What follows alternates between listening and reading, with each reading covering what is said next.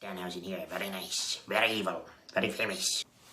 You are watching the channel that is very nice and very evil. The Nation Network. Isn't that good? Yes, it's true. If you're not watching the Nation Network housing, you are... Wait for it. Wait for it. Cursed.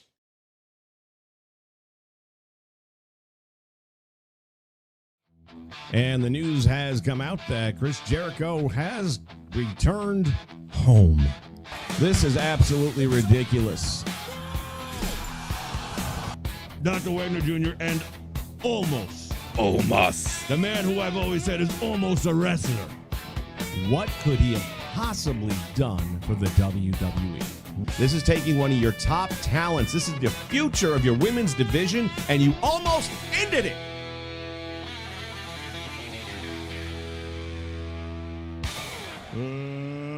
Let's get ready to rumble!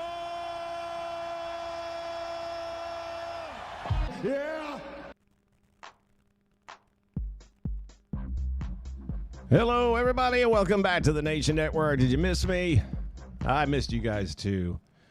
All right, we're just going to kick it down the doors and start right out the bat, and we got J-Rocks joining us right here live and in living color. Doesn't look like Jamie Foxx, but that's all right.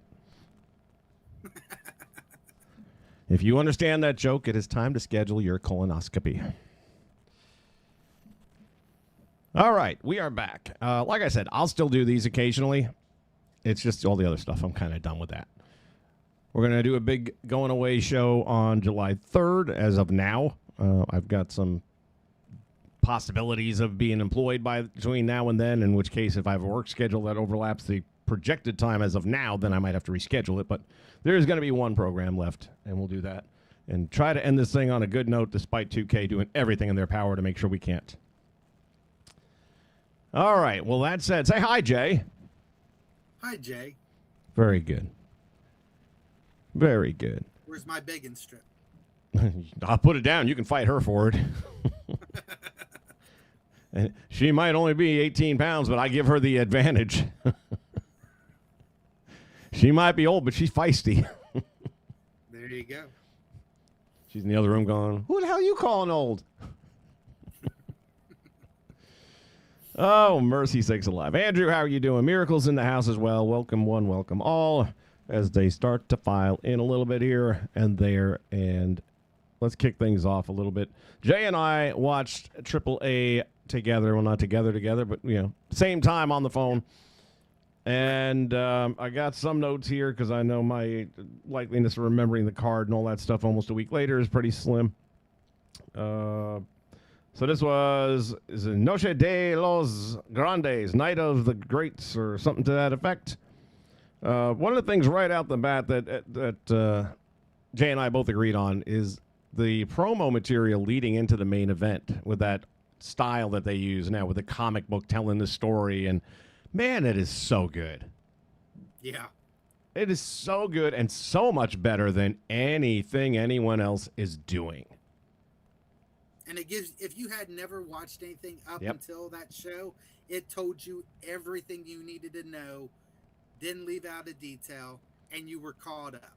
And they generally do that with all big matches on pay-per-views and things like that, but it's just different with the comic book flipping and the pages and all that. It just, and again, that's a lucha thing, so let them keep it. Don't nobody else mess with it. But right now, everyone's just talking Undertaker. Yeah. I mean, I'm starting to get I'm getting that fear factor that I had way back in the day when Triple H was doing NXT, and it was absolutely fire. And they were going to call him up to the main roster, and I'm like, no, because then we'll end up getting like Shawn Michaels. And look how that turned out. And a lot of people have been making that comparison Mm-hmm. the last week. Well, the good news is Trips has signed a new contract, so while anything can happen, and you can still get fired or pushed to another program or whatever, the likeliness at this point in time, not that good that he'll be moving anywhere anytime soon. So if you're a fan of the mainstream product, good luck. Yeah. Now, there is one more person that hasn't got as much credit over this as Undertaker, and that's Jeremy Borash, because he's been working right there with Taker through this whole thing. So I think a lot of his knowledge of producing and everything like that has played a big part in their success also. I got to think Ray's got a lot to say about it. Yeah, Ray. And I I'm sure mean, Conan still has a lot that he's... I don't know what he's doing today. Well... I mean, since the amputations, we've heard like nothing from him. I've seen nothing on social media. I haven't seen any, WrestleMania stories or nothing, which is sad. I mean, I know he's got to be depressed. There's no way you can't be. Right. He lost both legs, right? Yeah. Yeah, man. It's one thing to do the bag well when you still have one good leg, but losing both of them, man, that's got to be, especially when you're living his life, man, a professional wrestler and. Right. Yeah, that sucks. It really does. But I think he definitely had a hand in it leading up to that surgery. I don't know how much he's involved right now, though. No. Anyway, let's talk about the show a little bit. The obvious thing is the main event. We'll save that for last because, damn. Let me see. What is this? Oh, this is Italy shit. Well, what do you remember about the undercard? Because that's all I have is main event notes.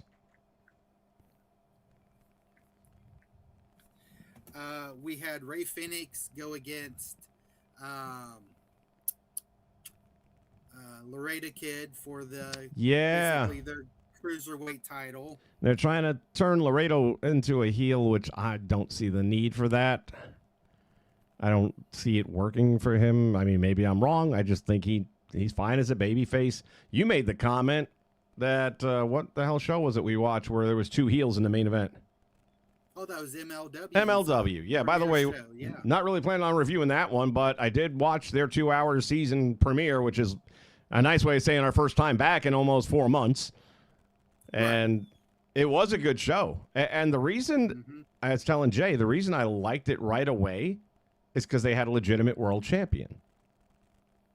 And I'm kind of referring to why I can't watch TNA right now. And I'm nothing against Mike Santana as a person, but that's your world champion. That's almost like saying I'm going to make Darby Allin the world champion. Oh, wait, we did, didn't we? It's a joke. It's just, that is not someone worthy of world champion. It just isn't. He's not believable as world champion. He's not selling tickets as a world champion. And you got Moose. Anyway, I wasn't planning on even talking TNA, but I don't know. Seville OG's in the house. Welcome. So there was that. Anyway, back to AAA. Yeah, so we had that match, and it was a really good match. It was. Back and forth. And again, to your point, yeah, they're trying to make Laredo a heel, so he tried the low blow again, and Ray caught it. And looked like he was holding his dick for a minute there. Yeah, but I popped. The visual on that was pretty interesting. I'm like, damn, you could take that two ways. It's like, no, not this time. And then they went back and forth. And that's the other thing about this show is that each match probably got at least 15 minutes. Yeah, at least. They gave him time to tell a story, and they all did. That's the thing. They made the most of that time, and that's the important thing right there is to make sure that you are taking advantage of the opportunities, and they did. They all did a great job, I think, of working their time lots. What was the other one we had after that? We had the tag team title match between the War Raiders and Psycho Circus. Another good match. Another good match. And I'll tell you what, War Raiders never looked that good in WWE. They're better in these smaller promotions, man. They just stand out better. And again, it's booking. Yeah. It's also booking. And I don't remember, I think it had to be Romero and Stevie talking about the show about the lighting in AAA and the vibe in AAA. Yeah. I think that all plays into it because with the shadowy lighting and all that, which you guys know, I love that shit, that old school lighting. I don't want to see the audience. No one's paying to see the audience. Fuck the audience. Just put the spotlight on the ring and you get the shadows. And for the people that have ripped muscles and stuff like that, it casts shadows all over the place and really enhances their aura. And I just think, not that the War Raiders have muscles that they're showing up, but they have other places where there's curves and shadows. Either way, they look like monsters. And they wrestle really well. It's the same reason. And it's the same reason I like MLW right now. I like that independent, gritty look to their show. It's the same way with AAA. It's not so polished. And that's one thing that's, like you were saying, Romero and Stevie were saying, is like, how far can you go with production before you lose those things that make it stand out? Yeah. I hope they leave it alone. Don't fuck with it. It ain't broken. Don't fix it. Worry about fixing the shit that's broken, and you got plenty to keep you busy. Whatever's happening in Mexico right now, don't even look there. Okay? Keep your friggin' hands off of it. Keep your mouth out of the conversation, and focus on your issues, and they are plentiful. The only people right now that got bigger issues than you would be Josh the moron over at Disney, because he's got to explain why they're losing $300 million on another movie. Couldn't happen to nicer motherfuckers if you ask me, but that's just my opinion. But again, with the tag team match, it also progressed the story between Pagano and Psycho Clown at the end. So, those are things that make me want to keep watching. It's like, okay, now I got to come back. You're starting to garble up on us. Are they going to resolve this, or find out who's attacking the Psycho Circus? You're starting to garble up on us. You sound like a robot. Sound like. Yeah, it's getting all garbly. And it's just my internet. Yeah. You got to do like the old days, man. Tie some aluminum foil on the ends and hold one leg up in the air. And oh, damn, he's frozen. I can't get a leg up in the air like that anymore. Got a little bit of the audio, but the picture froze for a minute there. Well, we'll try and get through it. If I switch to one screen, it's because we got nothing to work with. But keep trying, and I'll come back to you if that happens. Right. But anyway, the tag team title match was a good match, and Pagano and Psycho Clown had their little face-off, literally. Yeah. And it's another one being booked really well. I mean, again, they are doing good storytelling. Across the board, they're doing good storytelling over there. What else did they have going on there? Women's match? No? No, all we had was those two and the main event. Okay, well, now I can get to my notes now. You got to remember, it's a 2-day event. 2 hours for 3 matches. God bless America. Now, there's a reason for that. The main event got almost a full hour. Between entrances and post-match, it was like 55 minutes total. And it was amazing. On cagematch.com, where I guess that's their... I've never checked it out personally, but from what I'm hearing, they're basically Rotten Tomatoes for wrestling. And that match got a 9.26 by the fans. It's the highest rated match so far this year. Yeah. And if you haven't checked it out, I've been saying it for a while now as I'm riding off into the sunset here. Y'all better listen. I am telling you right now, watch last Saturday's show. And I challenge you to find anything else today that matches that. You won't. Not for my money, you won't. So let's see. Entrances. They got their version of a WrestleMania type entrance where they have full-on mariachi bands. Instead of having like Run DMC or Kid Rock, they got full mariachi bands. When I say full, it's like 12 people with instruments lining each side of the stage, the ramp area and all that. And they got their fiddles and their guitars and all of that stuff going on there. And wrestlers are coming out to their tunes and all that. And the original OG version of Americano comes down. And then, of course, the real Americano Grande comes down. And one of the things I've been talking to Jay about is wrestling is so predictable nowadays. I mean, disgustingly predictable. And to be fair, even this match was extraordinarily predictable. We'll talk about it in a minute. I called 2 run-ins. Both of them took place. long before the match ever started. And that's the sad part, not just for AAA, but for everybody, that there's no surprises really anymore. Very few. The one you could have had at WrestleMania went and fucked that up because you couldn't sign a contract quietly.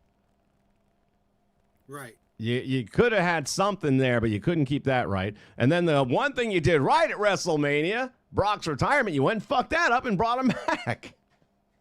You'll never recapture that moment ever again. And sadly, in SummerSlam, it won't have that same emotion. It can't. Because we now know he's going to retire at SummerSlam. There's no question. We did not expect it at Mania. That was the perfect send-off. Anyway, let's talk about AAA in the main event. Back and forth action. Brutal matchup, man. These guys made you forget momentarily here and there that it's a work. I mean, they really, and to Jay's point, apparently that crowd doesn't give two shits about any accusations that may exist. That boy got a pop and a half when he came through those curtains. And the only thing that would have made it better, and I told Jay, they fucked this up. His entrance should have come from above. He should have come down in an elevator. And they should have had the thing counting down the floors from 12 all the way down to 1, and then the doors open and he comes out. That place would have gone in absolutely insane. And then book the match in the elevator. But they didn't. Yep. That would have cost a little production money, I know. But damn it, man, that was the way to go. Mask versus mask in an elevator match. Never had one before. So anyway, they're in the ring. The thing that stood out for me was Chad Gable. He reminded me of old school Angle when he would get really vicious and stuff in fights and things. And Gable really he's the one who really stood out to me during that whole match, because not that Kaiser didn't do his part, but Gable was just on another Americano fucking level during it. We don't know it's Gable. Yeah, now we know he is, but you said Kaiser. Kaiser had nothing to do with this match. Okay. That was El Grande Americano. Get it right. So one of the other things I was telling Jay about is the fact that with wrestling, there's no surprises. You know, everything, you can see it coming a mile away. I didn't see the guitar coming. That Chad Gable that we now know is Chad Gable because his mask has been removed. He took that mariachi guy's guitar out of nowhere and just smashed it over the head of the real Grande Americano. And I was like, good one. I didn't expect that because they have mariachis all the time there and they've never grabbed the guitar and used it. So that was nice. Good start to the match. Had that honky-tonk vibe going on. Gave him the foothold where he got the upper hand early on, and then he just started beating the living shit out of him. And man, oh man, this thing went from 0 to 100 quick.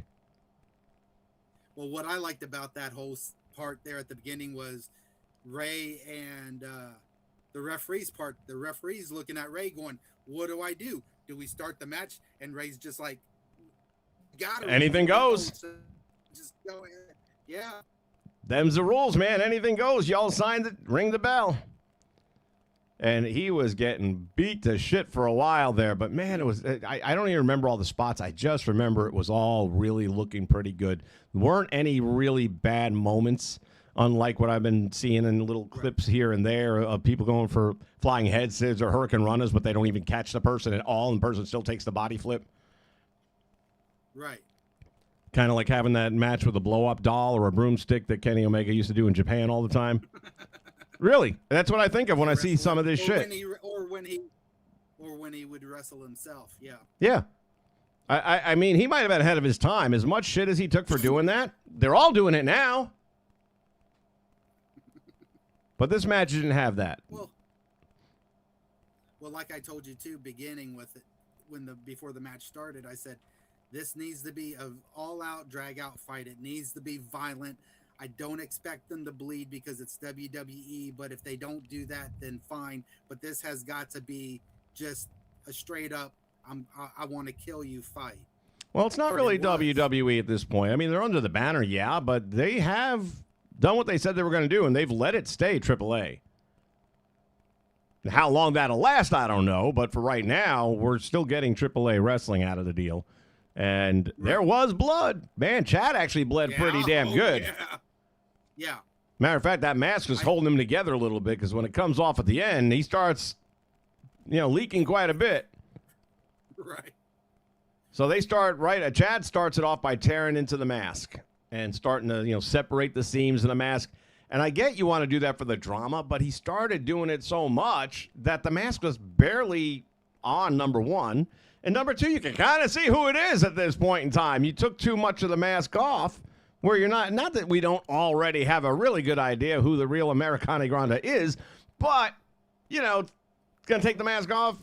And then I even asked Jay at one point, wait a minute, is the match determined by pinfall or submission, or you have to remove the mask? Because it looked like he was about to remove the fucking mask at one point. He got him underneath the upper lip part of the mask and pulled it up so high you could see his mouth, you could see his nose, you could almost see his eyes. I mean, there really wasn't a whole lot left to wonder who it is. And even when he released it, it was all stretched out now, and he's trying to keep it somewhat straight. And then he goes after Gable's mask, and now two of them barely have masks on at all anymore. But, and again, he needed his rip to show the blood. So. Right. But at the end of the day, he didn't bleed nowhere near as much as Chad did. No. Like I said, Real had a cut above his eye, but Chad, I think when Chad took the hit on the stairs, he got busted open the hard way. I don't think he was supposed to bust open that much, honestly. Yeah, well, he definitely, like I said, he took a little bit of a gash. I know that took a few stitches to close that up. Anyway, we get down to the nitty-gritty part of it, and it's, as you would imagine, the two amigos there for Chad come down to ringside, and they start to get involved. And then while all this commotion is going on, into the ring comes a mariachi person with a mask on. And this is one of the things I had predicted early on in the night. It's Pimpy. Who didn't see that coming? They've only been milking it for 4 weeks. They took out Pimpy. He took out Pimpy. This is for Pimpy. Pimpy's going to get in there and cost this motherfucker the match. Pimpy comes in there with a guitar and just waylays Chad with it. So that's one guitar apiece. I don't know who's paying the tab on that, but there's two guitars that are now deceased. Some guitars were injured in the making of this program. So that all said, another thing I called out is the girlfriend was going to make an appearance, and sure as hell, she comes running down in the crowd, not on the inside of the barricade. Comes down in the crowd, gets up to ringside, crowd's popping and all that, and this is when he's almost like submitting, and she's like, yelling at him and encouraging him on from ringside, and then a couple of the other schmucks come over there trying to kick her out, and she shows that I got a ticket, fuck you. And, of course, that causes a distraction, and that gives the upper hand. And that part was all very predictable.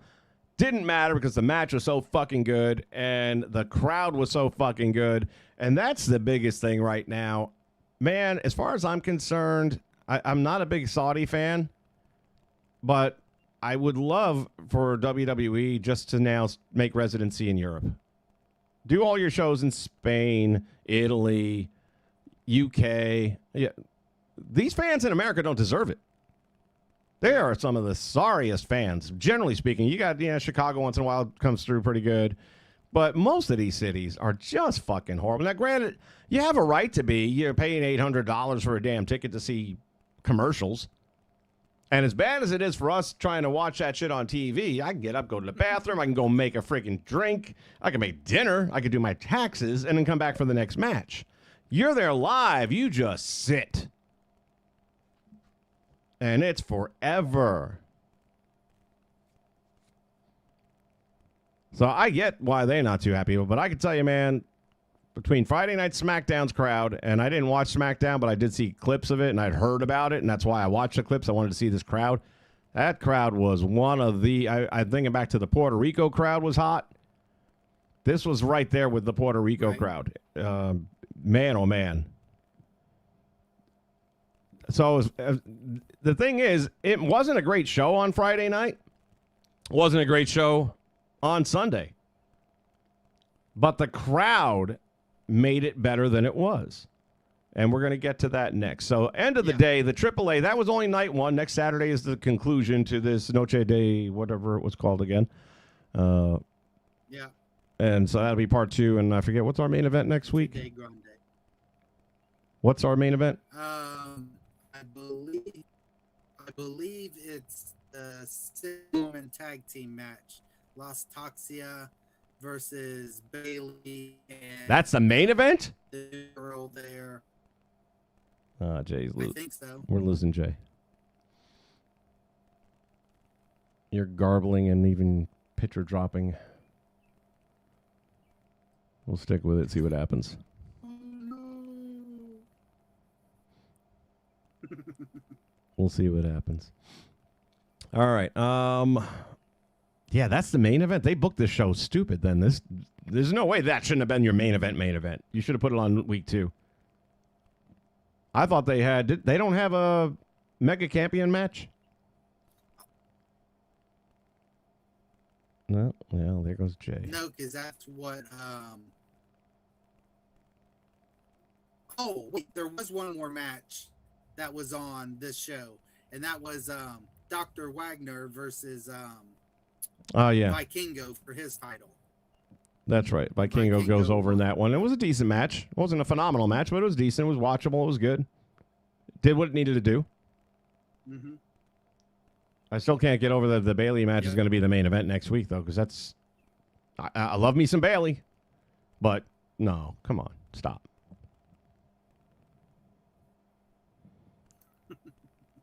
Kevin's in the house.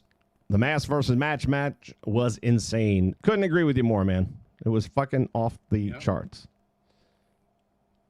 Alrighty then. Let's move ahead to... What day are we on? Tuesday? So 2 nights ago. Sunday, Clash in Italy. I wonder if Purist was there. He must have gone. I'd be shocked if he didn't. Anyway, I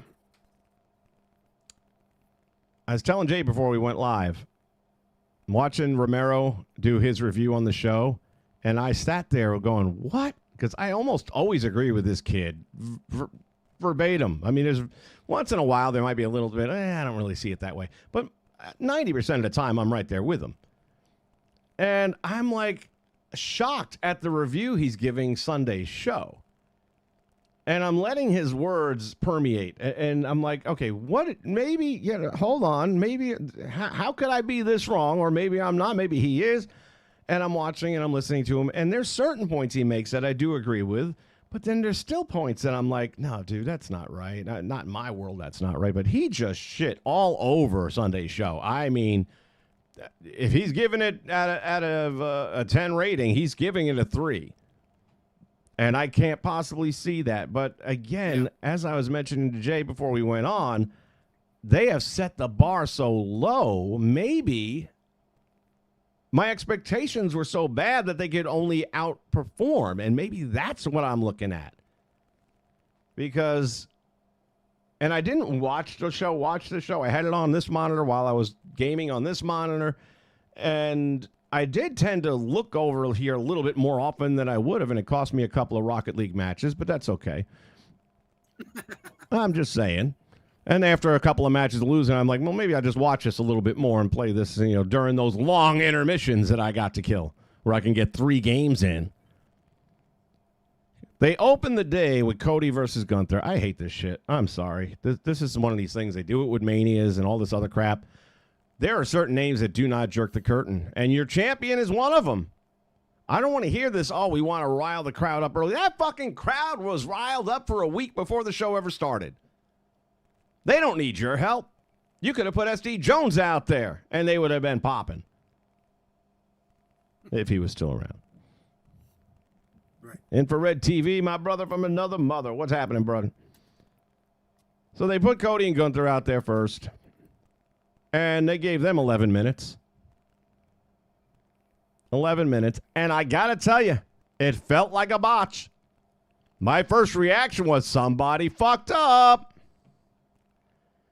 The referee gets the 3 count. Gunther had his leg under the bottom rope as opposed to putting it on top of the bottom rope. The referee's angle would have been from the center of the ring, so technically he might not have seen it. And, you know, they got razzed up, these referees. If they don't get their shoulder up, you count them out. It felt like they went home early.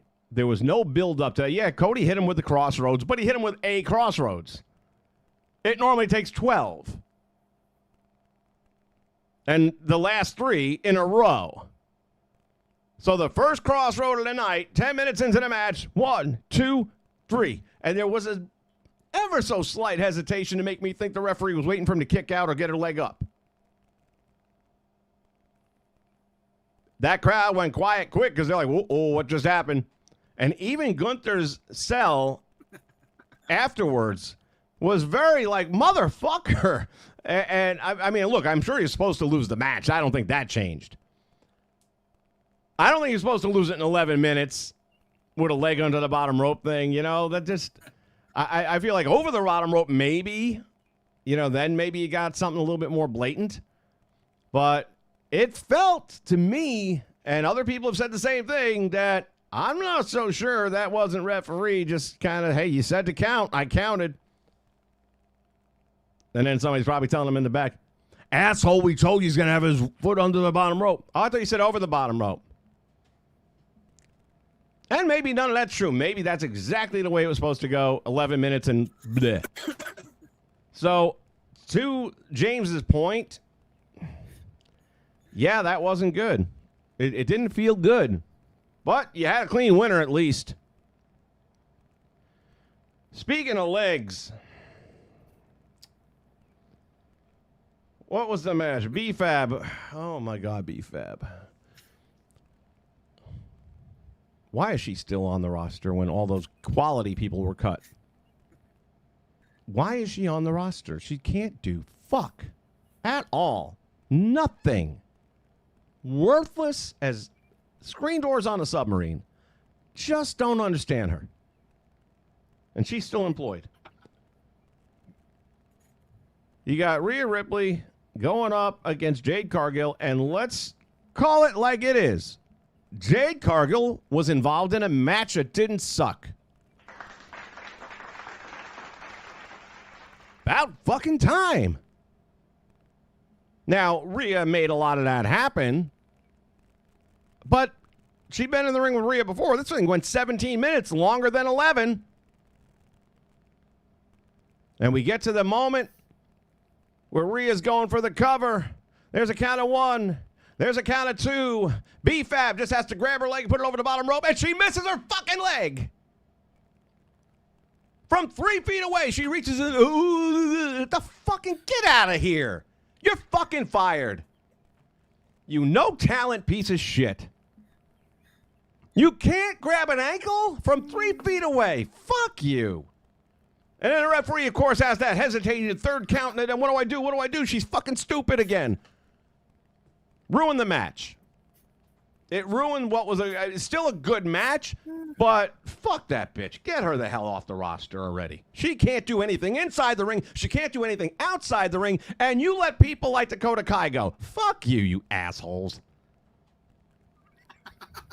I'm sorry, man. It just pisses me off when people who are qualified are getting fired, and the least competent bitch on the roster is still there.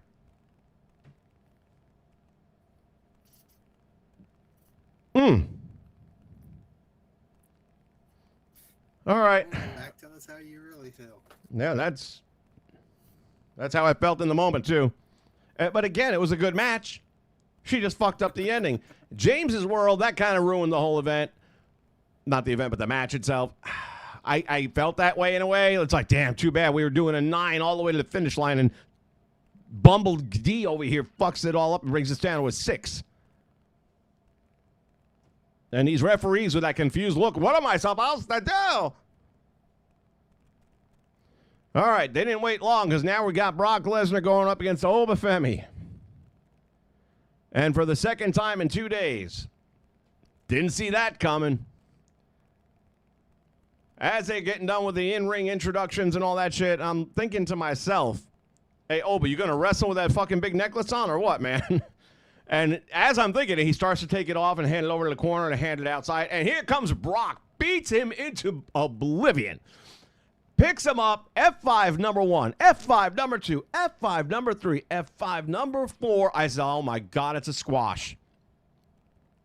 Goes for the cover, and there's the kick out. And I'm like, oh, thank God it's not a squash. They go back and forth. They trade some heavy blows. Not bad.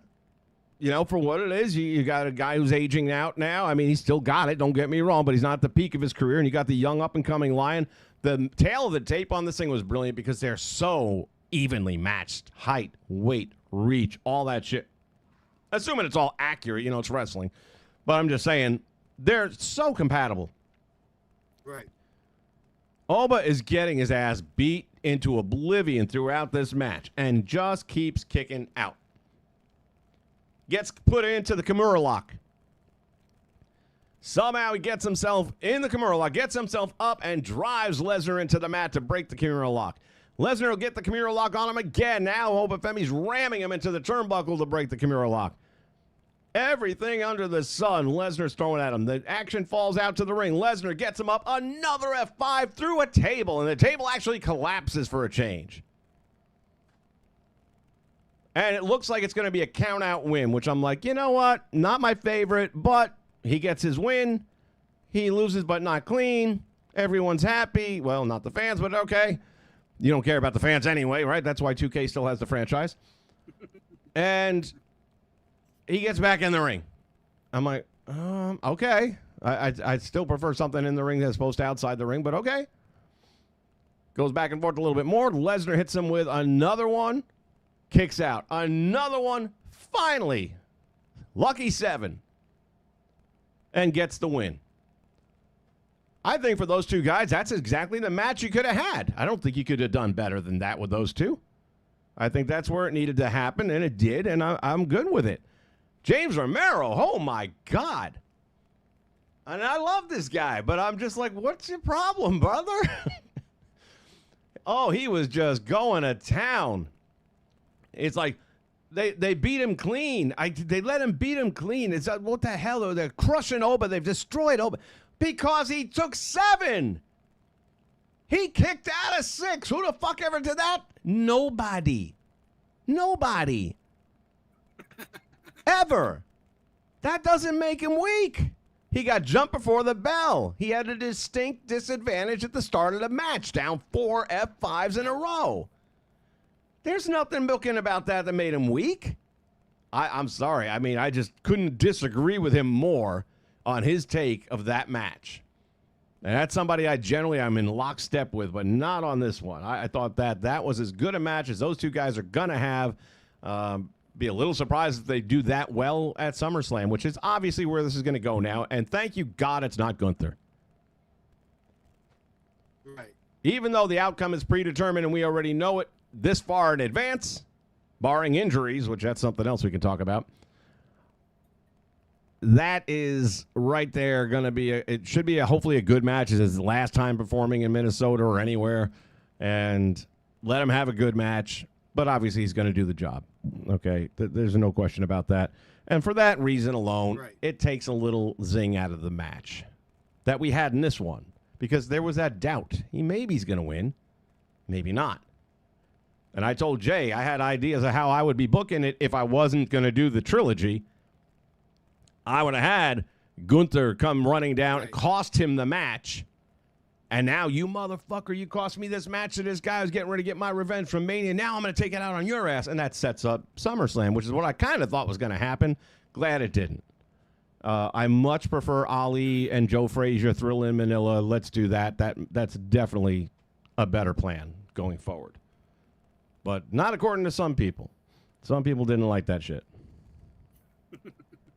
All right, we moved on to Sol Ruca going up against Becky Lynch again. And once again, James and Stevie Richards saying that the WWE has destroyed, past tense, Sol Ruca. How? She just got there. She fucking just got there like 3 weeks ago. How do you destroy someone in 3 weeks? Hey, look, this is not the Ascension we're talking about here, okay? where they dominate your tag team over in NXT for a year and a half, come up to the main roster and lose to two 50-year-old geriatrics.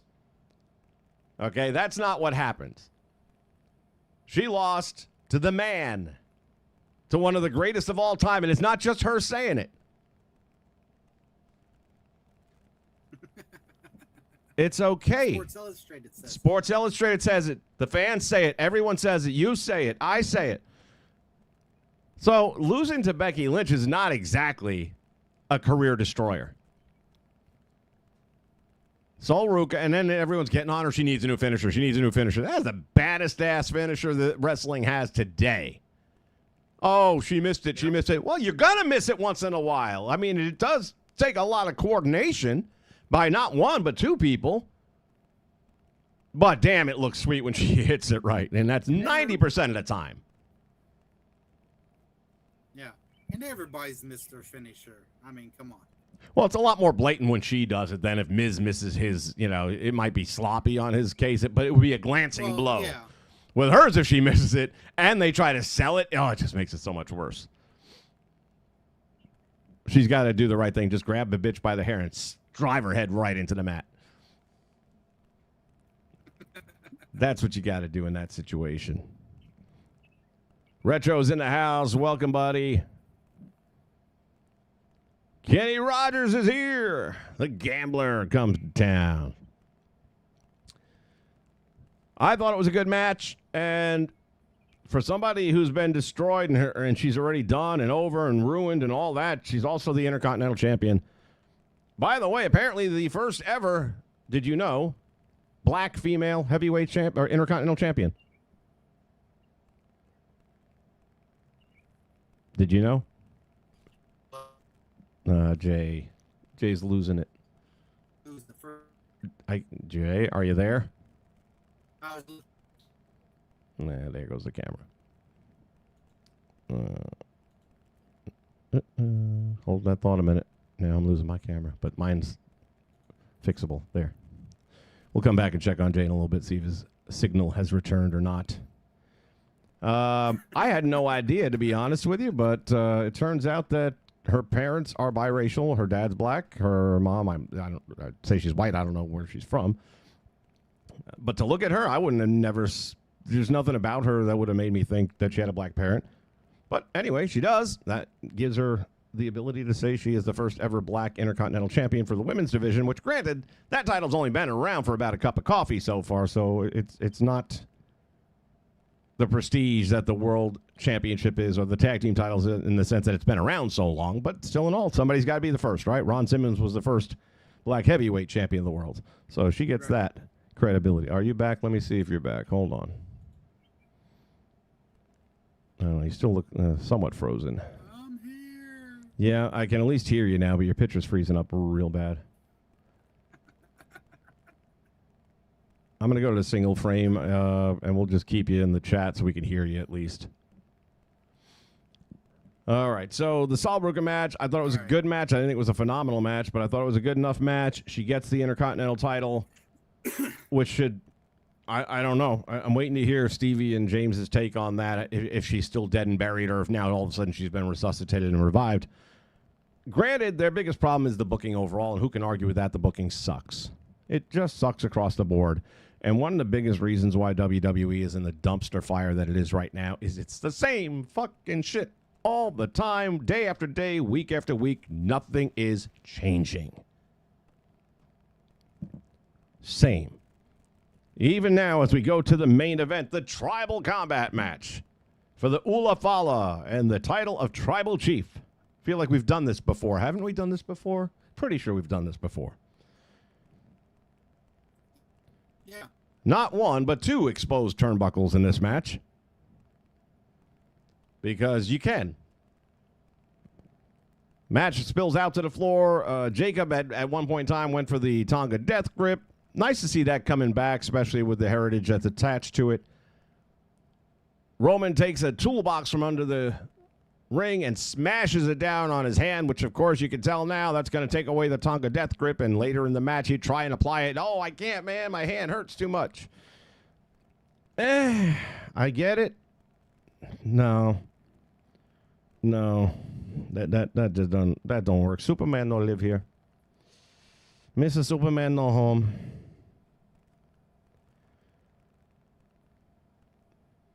Later in the match, he would follow up with a spear through the table. Roman would spear Jacob through the table, and that has got to be one of the best spear through a tables I've ever seen. That table, man, it was in on the gimmick, man. It was in on everything. It sold like a motherfucker.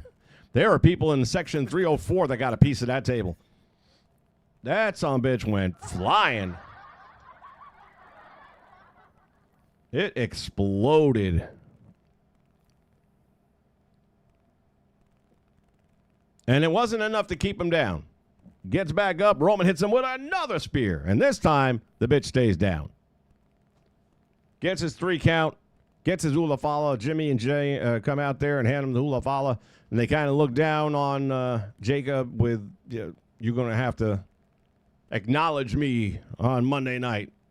Thought he had to do it there in the ring that night, to be honest with you. Kind of a little disappointed that we had to get put off for another day. And then in the meantime, as he's leaving the ring with his cousins, on the other side of the barrier, the MFTs, or whatever the fuck they call themselves. I don't even know what that shit stands for. I'm like, gosh, damn it, not again. They're already talking about it's going to be another War Games match. I'm like, what? We've been there, done that. Are you going to do, bring in CM Punk again? Come on, man. This is so sad, but he's basically telling Jimmy and Jay, I got plans for those guys. We got something for them. We got something for them. I just don't see lightning striking twice. I just don't. I really don't. And I do think this is why fans have had a real hard time with the WWE. I know that's why I've had it. Overall, right. Did I think this show sucked? No. But probably because I'm so used to all their shows sucking as bad as they did. It's kind of like Mandalorian and Grogu sucked, but it wasn't Snow White. Right. Yeah. So maybe after enough Snow Whites and Buzz Lightyears, getting a Grogu isn't the worst thing you've tasted this year. I don't know. I'm starting to question my own. And then I see again the AAA show. That's fucking wrestling. And even the MLW show, it wasn't AAA, but it was not bad. It was good, better than anything WWE's done in months, if not close to a year. Better than anything TNA has put across the table. I don't know. Let me see. We'll bring Jay back up, see if he's still frozen. I've heard your voice a little bit in there, so let's see if the video matches up. Now I don't hear your voice. That's because I wasn't talking. Now I see. Okay. Well, I saw it moving. You were moving and all that. I thought you was talking. But see, to your point about the movies, when you have 3 movies right now that's out that's done better than anything Disney's done, and they're all done by YouTube creators, independents, and they're in the theaters. Yeah. Making lots of money. Yeah. And so it's the same with the wrestling. The independent shit is so much better than what the corporate guys are fucking doing. And what's the reason for these movies doing well? It's real simple. They're listening to the fans and what they want. Yeah. They're not telling them, you're going to eat this shit and you're going to like it. Yeah. They're telling actual stories that people want to fucking watch. And 2 of them are fucking horror movies. And Josh D'Amoron, the new CEO over at Disney, and since I know I'm never going to work there again, I can just say it outright. Fuck this guy. He was a clown when I was working there, and he was a mid-level nobody. He's a good-looking older guy, and all the women kind of went gaga and all that kind of shit. I had a GM who I liked her. I thought she was a good GM. I enjoyed working for her. But my God, if she ever heard he was coming by, you would have sworn it was Elvis in the 60s. And I'm like, he ain't that great, you know? I mean, I never worked with him firsthand, but I talked to people that did, and the fact that he ever got to CEO is a shock to me. I think he just outlasted the other candidates. But he's showing that he's about as bright as a bag of rocks, comes out there and blames it on the economy of this administration. This administration inherited from your motherfuckers. You for 4 years and that Biden bullshit train created this. Now we got to try and fix it. And you're going to blame that on your bad movies? Well, then how come these other 2 movies are killing it? And not just because their budget was only $200,000. They're making more box office than you are. With almost no advertising. I hadn't heard about either of these movies until this week. One of them is the Back Rooms, is it called? What's it called? It's called The Back Rooms. The Back Rooms. Sounds kind of funky. I'm going to check it out. And then what's the other one? Starts with a no. Oh, Obsession? yeah. Yeah. It's a one-word title. And what is it? Yeah. Obsession. Obsession. There you go. I haven't seen a single trailer for them or anything yet, but I'm going to go check them both out. I'm not going to go to a movie theater because too damn expensive, but I'm going to check them both out. There's other ways. But yeah, The Back Rooms cost $87 million to make. And what? they've already surpassed that. I didn't think neither one of them went over 250,000. Well, yeah, The Back Rooms. Oh, okay, no, I take that back. Back Rooms has made $85 million. Right. And what was their budget? Like $200,000. It's insane. Yeah. And Obsession has almost cleared that $85 million mark. It's not water, it's vodka. Backrooms, but Backrooms, it was picked up and put out by A24, and it's done better than anything they've ever put out so far. And I would say I've never seen a trailer for it on TV or anything, but I don't watch TV, so how would I see a trailer unless it showed up on my feed on YouTube, which it didn't. But now I'm going to go check out both trailers, and then I'm going to check out both films. And then the third one that came out right after Hail Mary was called Iron Lung, and it was strictly produced by a guy from YouTube. Look at that. Well, maybe we'll get an animated wrestling league out of YouTube. Who knows? I've thought about it. Not with this game. No.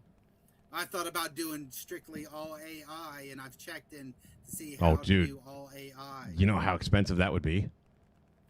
Yeah, but if it came out good, Jesus Christ. No, dude. For you to do a show, AI, and not have it total shit, one episode is going to cost you about $5,000.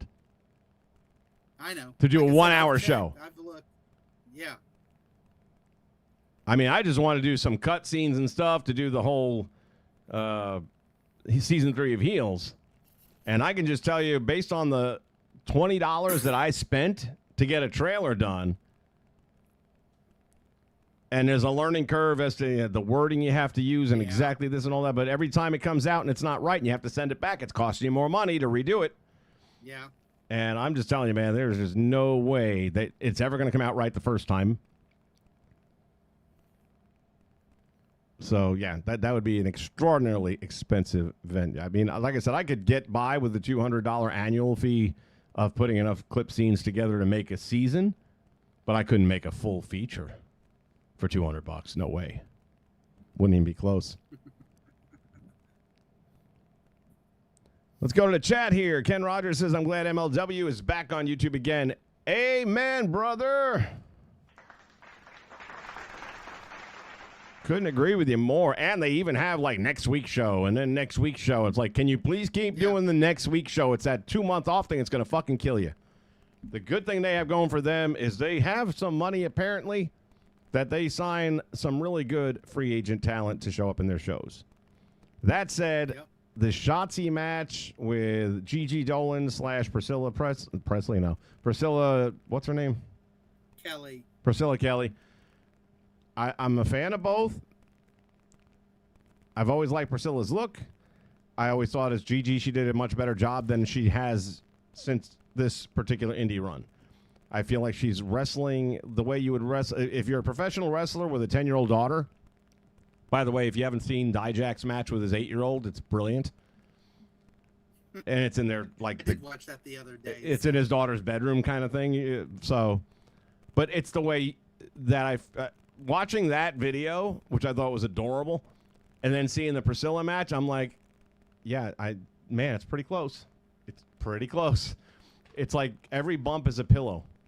Everything, it's soft. And like the ducking the clotheslines, you're barely ducking 3 inches. Fucking duck like you don't want your head taken off.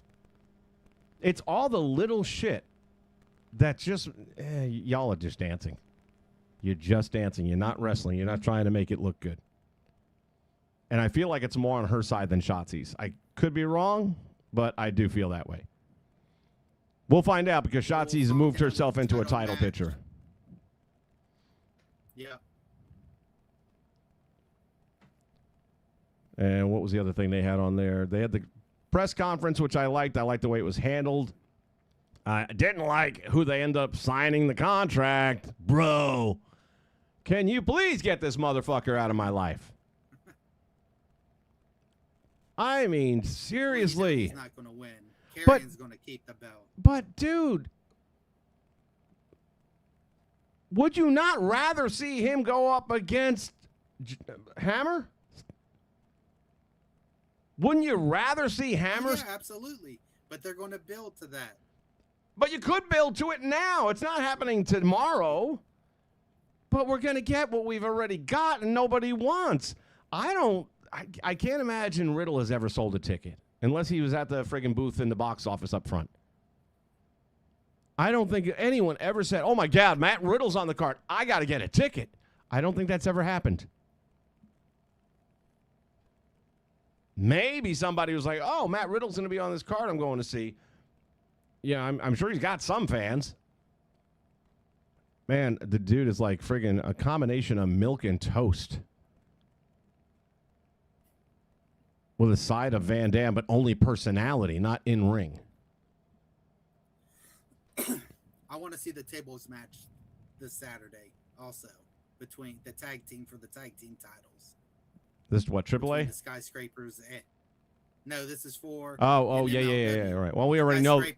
Skyscrapers and Good Brothers. We already know the outcome of that one because the WWE signed Baron Corbin, even though he's saying he hasn't been signed. I don't think they got Dijak, although it wouldn't be bad for him to bring the two of them in because their tag team division is absolute dog shit right now. Infrared agrees that MLW was good as fuck this past week. Yeah, it was. It was a good show. And again, I can get into a program a lot better when they've got a legit world champion.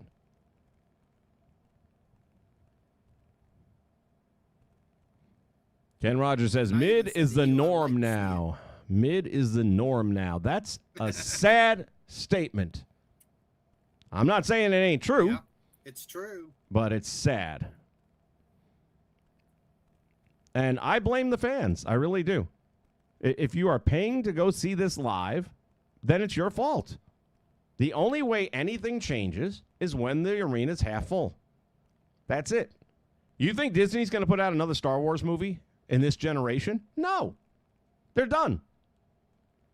Because the fans said, fuck you. Well, they've got one more that is now because they've already got it done. And that's Starfighter with Ryan Gosling. Yeah. And it'll make probably about as much money. By the way, this movie now is projected to finish behind the Indiana Jones flop disaster. Yes. Which nobody thought was possible. I'm telling you, all these people like Harrison Ford, he went the Mark Hamill route.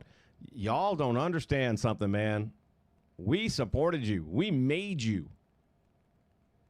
And you turned your back on us. We said, fuck you. And you got no careers now. Granted, you've made your money. You don't need any more. I'm sure you've got enough of it left in the bank that you haven't spent yet to get through your lives. Go right off into the sunset. We don't need to see you no more. And sadly, we will not remember you as our heroes when you're gone, which isn't the way it should have been.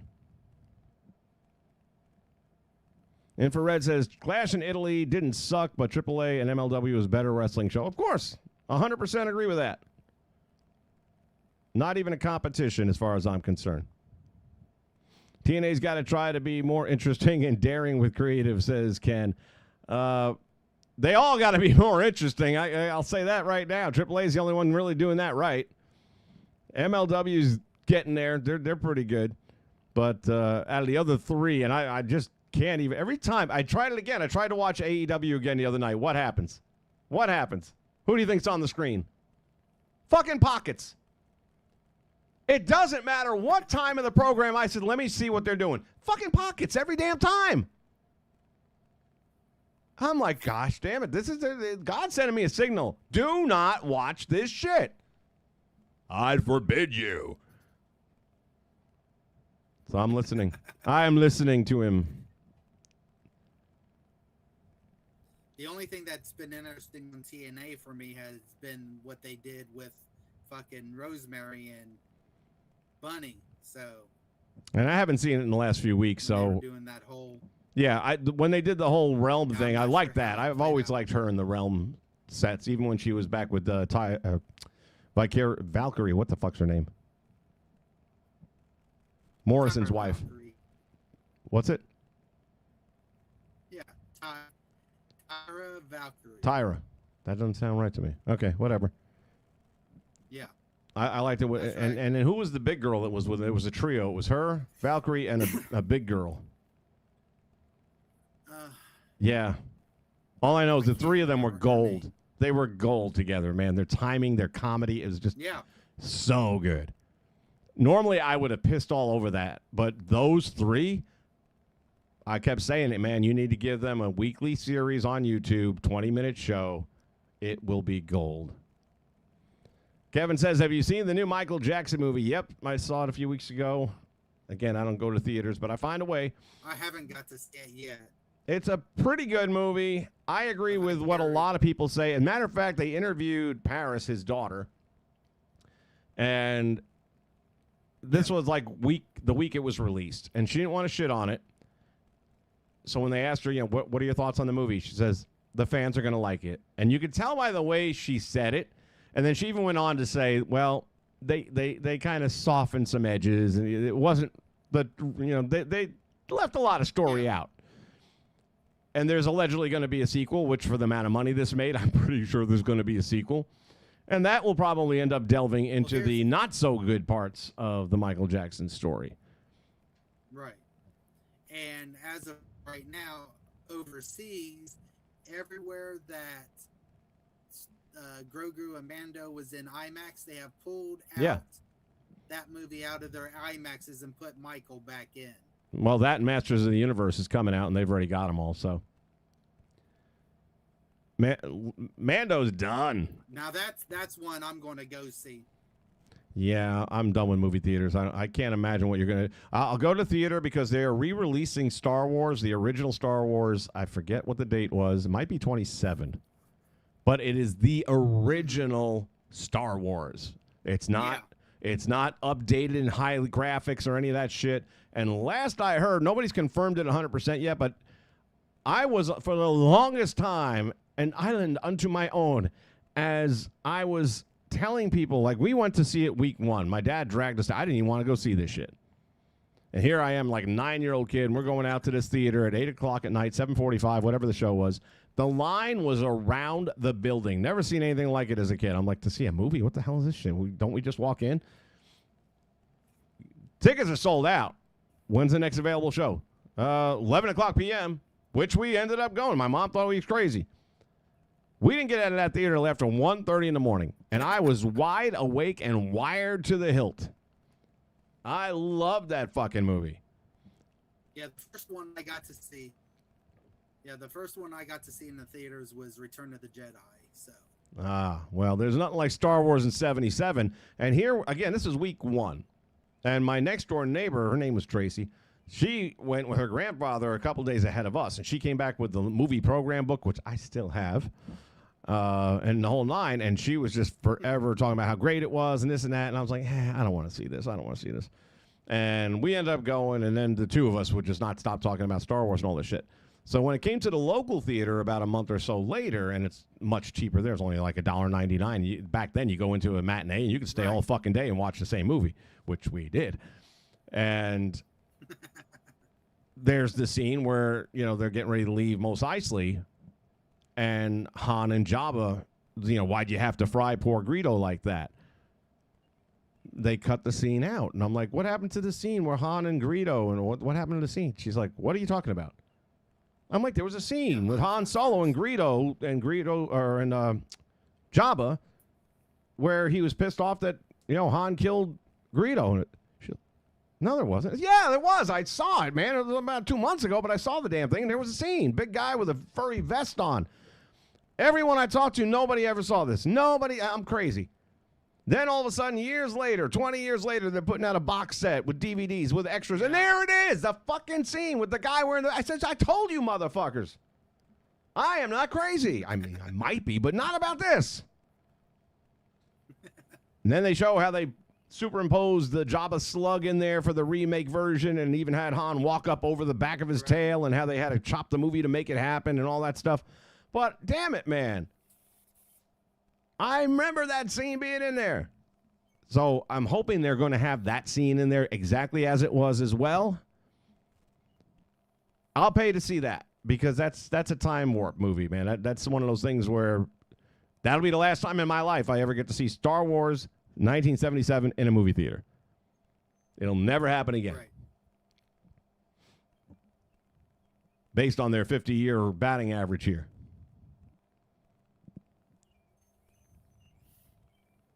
So, yeah, the Michael Jackson movie was also good. I know we got off topic there a little bit, but we do that here. Yep. Give Sammy Callahan the book at this point. You know what? Crazier things have happened.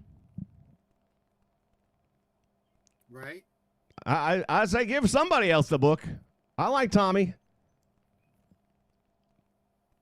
And I'm not sure. Honestly, I don't feel like this is necessarily Tommy.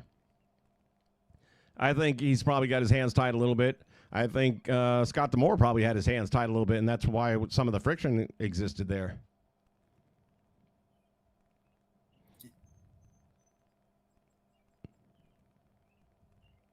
They used Starboy Charlie, I think, 1 week. What are we talking about, Ken? Any idea what that reference is? Mm-mm. Oh, Starboy is a WWE ID talent. Okay. Don't know him.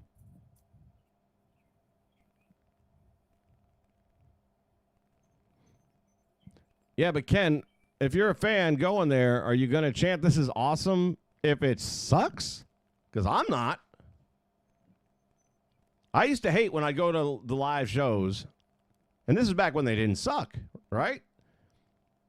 And they'd come out and they'd say, we're going to be live on the air for the world to see in 10, 9, get up out of your seats. Fucking don't tell me what to do. I will do what I feel like doing. You want me out of my seat? Put something on the ring.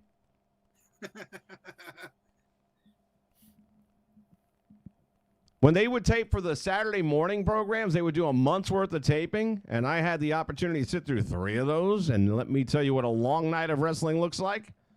7 p.m. to 1 a.m. Yep. And there would be dead time in between matches and stuff where they would literally just get us to chant certain things so they'd have the audio to superimpose later.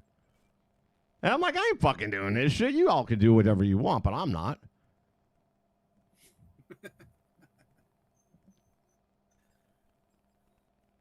And for Red is saying AAA is really good because of Borash as well. He's a true student of the game. I don't know who it is. I mean, Taker gets a lot of the credit. Maybe it's Michelle McCool because Taker hasn't had an original thought in a while. Oh, don't even fucking say that. Michelle McCool, fuck her. Yeah, but she's in his ear all the time, so it makes me wonder. But if it's Borash, then good, because they won't touch Borash. They'd never give Borash the book in the WWE. Ken, you're right. It was Jessica Havoc.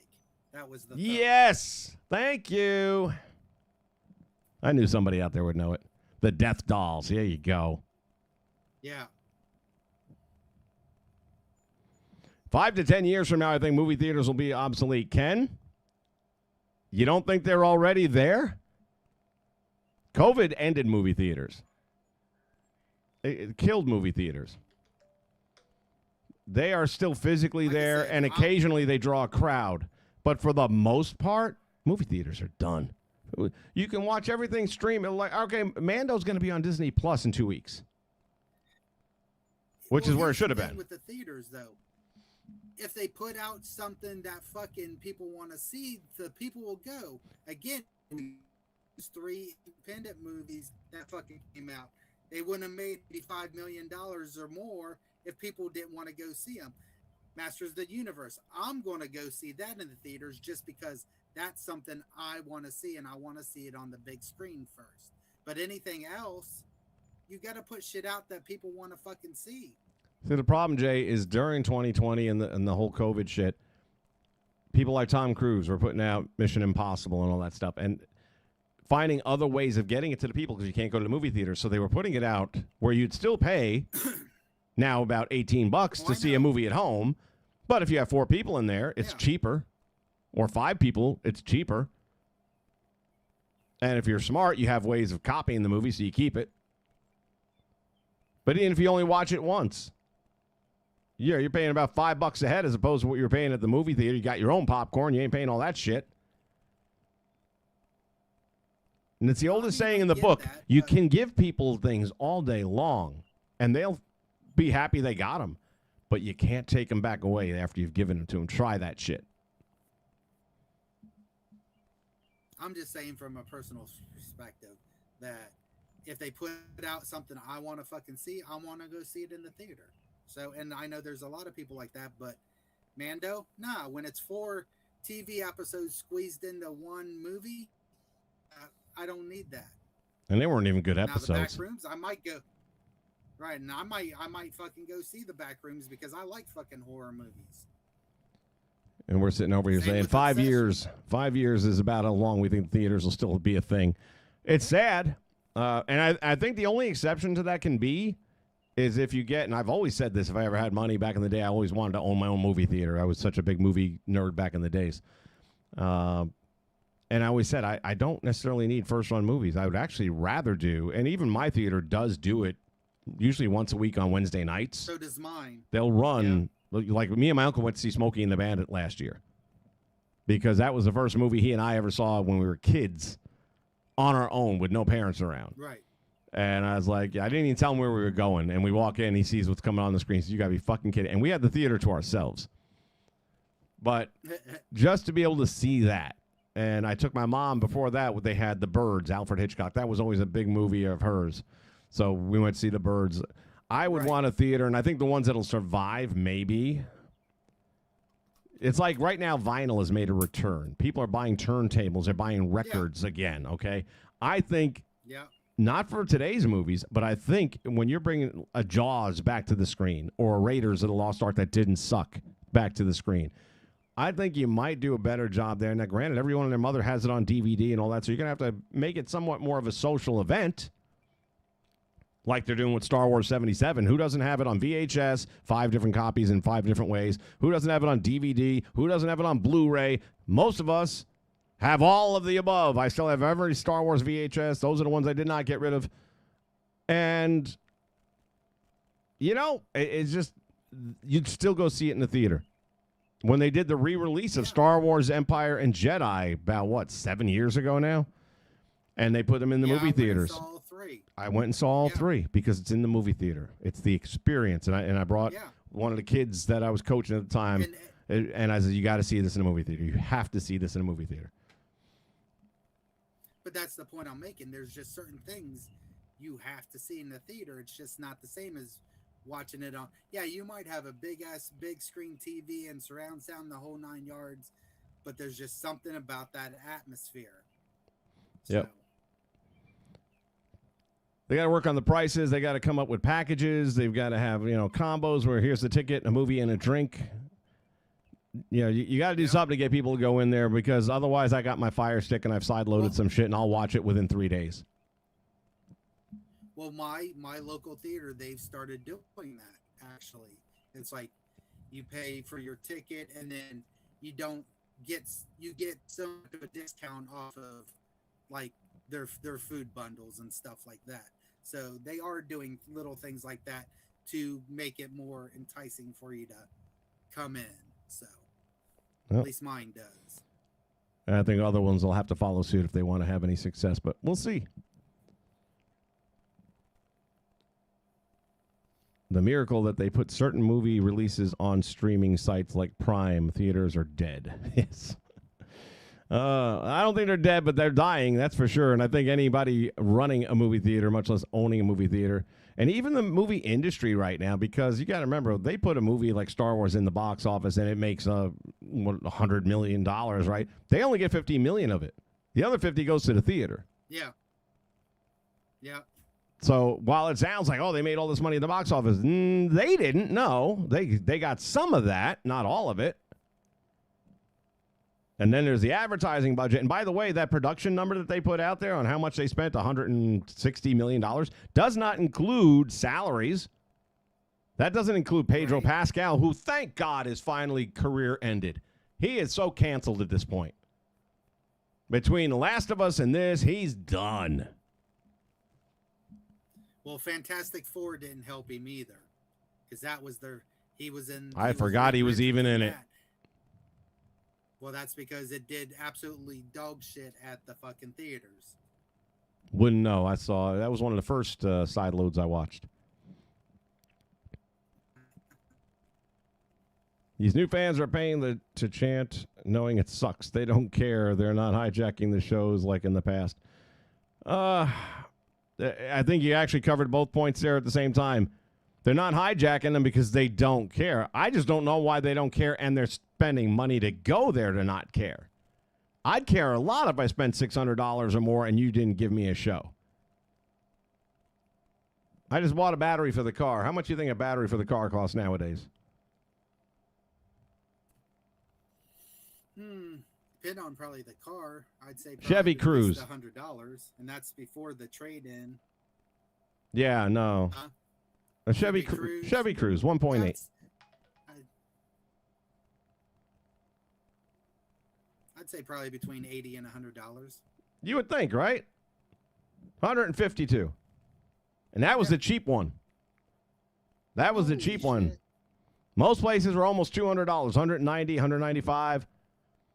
The last time I bought a battery, and that's going back about 7 years ago, it was about $50 to $60. Those are always the going rates. And they've almost tripled, that. So if everything is going up so substantially, then my expectations are I should have a lot more life left in these batteries. It shouldn't be a 2-year warranty. It should be a 6-year warranty.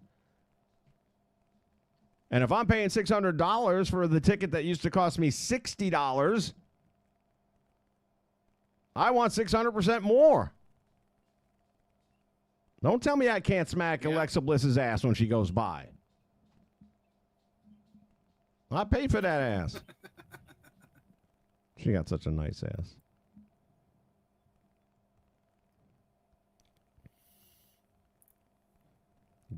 Infrared says that sounds like the OG ROH tapings from 7 a.m. to 1 a.m. Yeah, 7 p.m. to 1 a.m. Dude, no lie. I mean, I never did an ROH taping. I did go to see them live in Orlando. They did a couple of shows over here during WrestleMania. That they were the day ahead of Ric Flair's Hall of Fame induction. So I saw the night 1 in Orlando. I would have gone to night 2, but that was the Hall of Fame, and I already had that ticket. So, but I enjoyed that show thoroughly. I couldn't tell you. I know Nigel McGuinness was on the card, only because I was kind of aware of him and never really got to see him live. So couldn't tell you who else was on it. Maybe Bryan Danielson, but I don't know.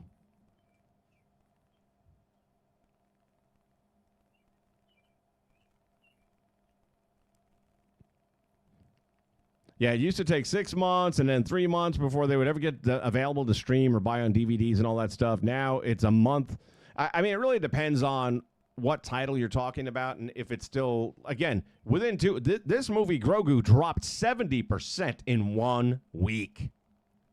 70%. Unheard of for a Star Wars movie? Never. This movie is setting all kinds of box office records, but the wrong ones. And Josh D'Amore wants to blame it on the economy. You fucking turd. Well, the time frame also has to do with the contract of the movie production company with streaming places. It's up to them to say, no, you're not getting it until it's hit this mark, and then you can have it. Because you be in their contracts that way. Yeah, you're starting to garble up again. But a lot of companies now are wanting to push it out. Sonya Deville, a.k.a. Daria Ray, needs to wrestle, not be an authority figure. I mean, I think she's good at both, but I would like to see her in the ring. I mean, I think she's physically capable, right? She didn't have any, like, career-ending injury. Yeah. So, kind of figured eventually she's going to. $6 Tuesdays. We don't got no $6 Tuesdays around here, Paul. I'll tell you that right now, man. Not even a matinee. You used to be able to get $6, $7 matinees, and I always went to matinees because I didn't want to deal with the crowd. I didn't want to have some kids in there doing stupid shit and all that kind of crap. There were so many times I went to a movie where I thought I was going to jail. I said, I got to kill him. I don't have a choice. Yeah, our matinees are like $9, I think. Superhero movies have died off. I say you're wrong. Supergirl's coming out. You wait and see what that does at the box office. That bitch is so dead, you're going to have to bury her twice. Except that she's in the new Superman movie coming out next. That's what I just said. It's already been filmed. That's what I just said. No. She's dead because of what she's been opening her mouth. She's another... Disney, man, y'all gotta... Your hiring and screening practices need a lot of work. Because, A, you are hiring the most woke bitches in the world. And how's that worked out for you? And B, when Rachel cost you that $360 million, I would think a reasonable CEO, and at that time it was Iger 2.0, I would think he would have had a mandate to all actresses and actors. You have no political opinion whatsoever. Shut the fuck up. But no. Let him go out there. Let him spend your board money, your shareholder money, by the hundreds of millions of dollars and tank it all because they got to open their mouths and say, oh, this movie isn't for Christians. Who the fuck made you in charge of PR? And you can try and apologize all you want after you've said it. When you make these kind of comments, there's no backwalking it. There's just no doing it. This movie is so dead, and it hasn't even been released yet. Do yourselves a favor. Just put it on Disney+. You'll lose less money that way. Well, see, the Supergirl movie, that's Warner Brothers, and that was James Gunn before the Ellisons bought it. So that's not under the Disney banner? Next few, he's on the chopping. No. Oh, shit. Boy, nobody can catch a break anymore. You can't hire an actress.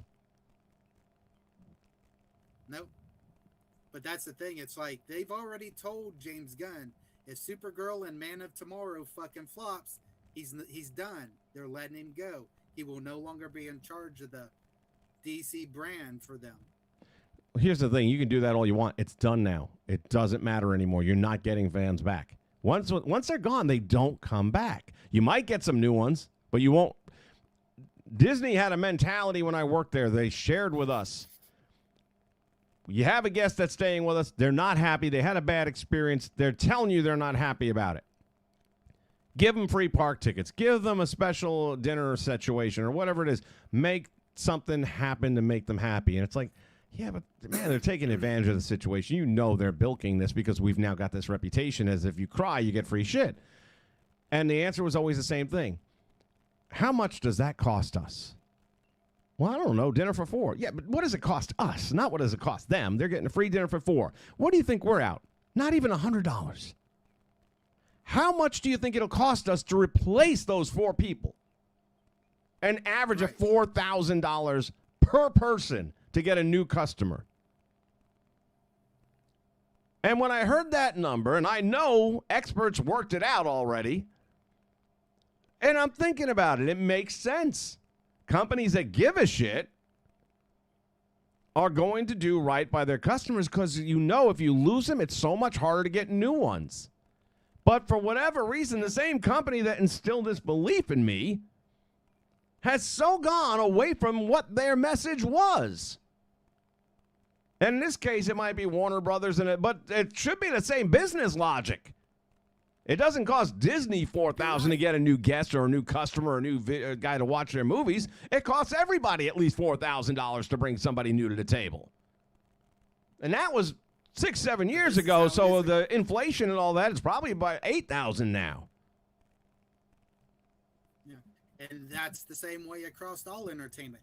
That should be the same idea behind what TKO and WWE does, but they don't. Infrared says, especially those people who buy the floor seats and don't interact at the shows. Well, you'd know, brother, because you get those floor seats all the time, but you interact. I've seen you in action, man. I'm different, man. I'll sit there, and I can sit there and not do a whole lot and still enjoy the show. But I'm not just going to start clapping because so-and-so's entered the ring. You know, when you start putting on a match and I start getting into it, I'll let you know I'm enjoying the match. But I'm not just going to be there like a trained seal. No, I'm not doing that.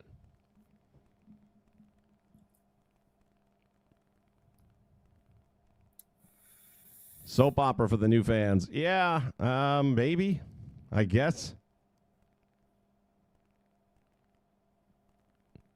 Trading Places joke. I've seen Trading Places 100 times. I don't recall the joke in particular, though. That was a great movie.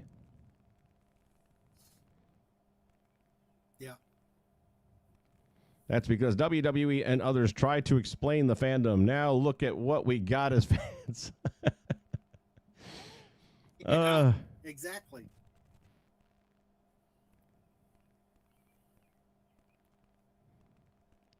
Ken says, I would like to see a Lady Death movie too.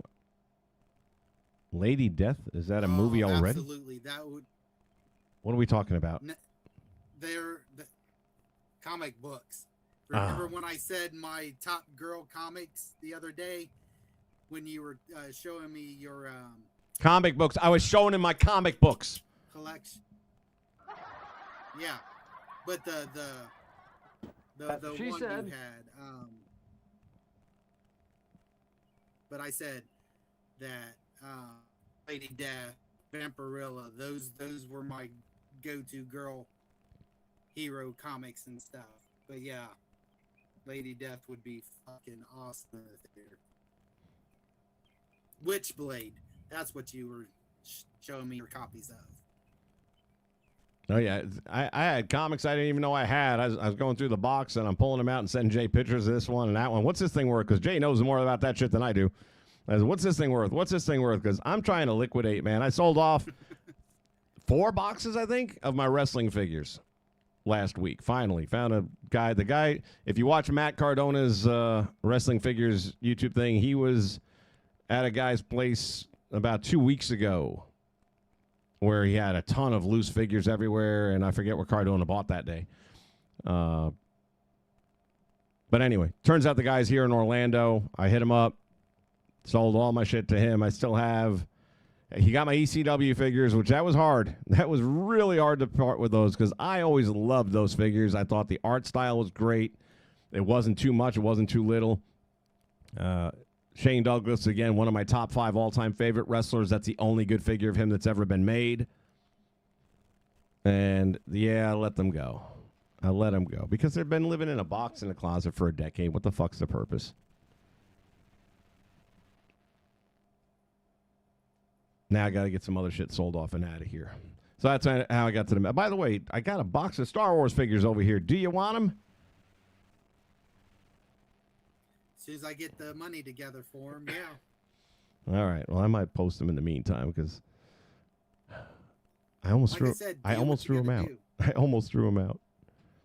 Didn't know the hell was in the box. I just thought it was an empty box. I'm picking up again, and they don't weigh much, right? They're little plastic.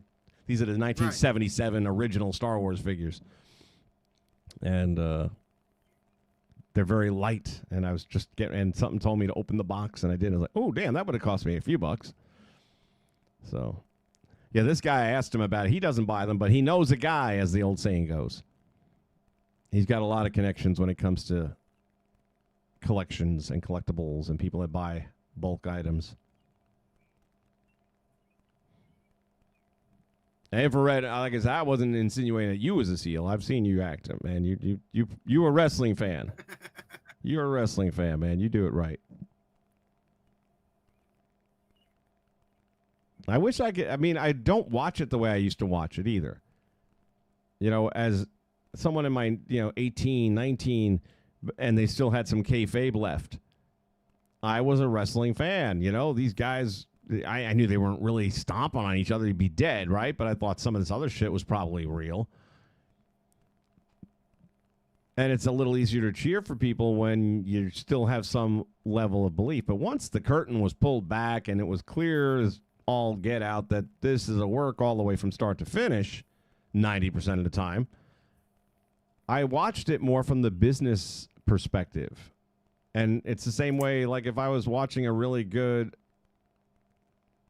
moderator talking about, something new we're going to do with the company and we're heading in this direction and here's the plan how we're going to get there.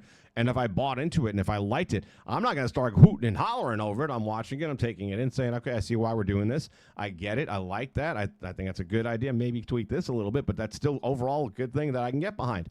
That's how I watch wrestling. I'm not going to hoot and holler over it because the same reason I wouldn't hoot and holler if I saw Baryshnikov dancing. They're performing. They're performing. It's not a who, who let the dogs out thing. For me.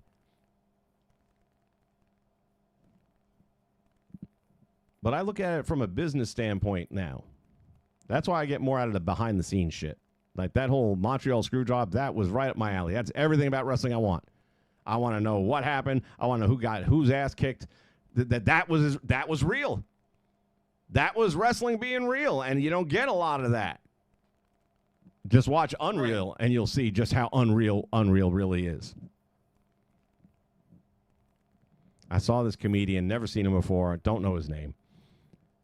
He had a very dry delivery, and I don't know where he was, but it was a very dark audience. And he was not. So anytime you're going to start playing on jokes there, you better be careful, because this could go south. And there was a couple ladies in that front row giving him that look, like you do plan on leaving, don't you? You can see that their faces weren't going to like this too much. And he was talking about he was overseas. I think he had a tour overseas or something like that.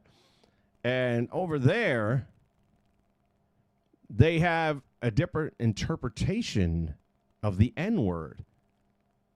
And he says, over there, they interpret it differently. They interpret it as friend. Yeah. He says, now, where we were at, there weren't a lot of friends. But I've been to places where there are a lot of friends. I've never had more friends than when I was in Detroit. There were a lot of friends in Detroit. And think about it. There's even a show called Friends. But there's no friends on Friends. I mean, it took him to season 9 to get a friend. I just thought this guy was killing me with this. And they started laughing on him. It took him a little while to warm up to it. But he said, and I was staying at my friend's place in Chicago. And every night there's gunfire going off. And I thought it was fireworks.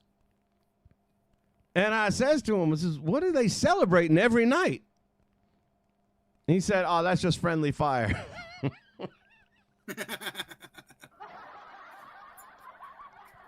I wish I could remember the dude's name. But, man, that's a tough place to be when you're going to tell a joke like that. It better work. Right. You'd be hoping it's just your tires getting slashed.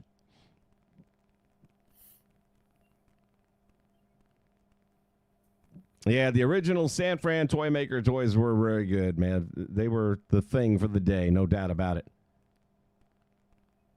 Revenge of the Nerds, Police Academy, Action Jackson, One Crazy Summer. I didn't see that one. I saw the other ones, though.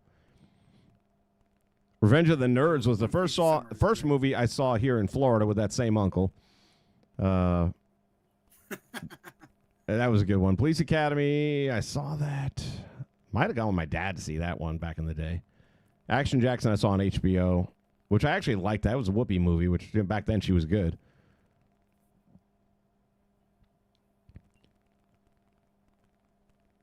Cardona's company is about to release a line of ECW retros featuring Shane Douglas and Sandman. I'd like to get a look at them. I'm not buying anymore. I'm not collecting anything anymore. What's the point, man? What I have in this room, and one of these days I'll do a video tour. I've had people ask me about it, but the camera's kind of mounted up here, and it's a pain in the ass, but I might break it free and just do it quick. It's not that big a room. But the stuff in this room is hands off. No one's touching this shit. This is the stuff that brings me my happiness, okay? So I'm keeping this.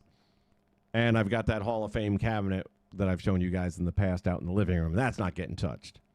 But everything else, everybody's got a price for the $1 Million Man. Ha, ha, ha, ha.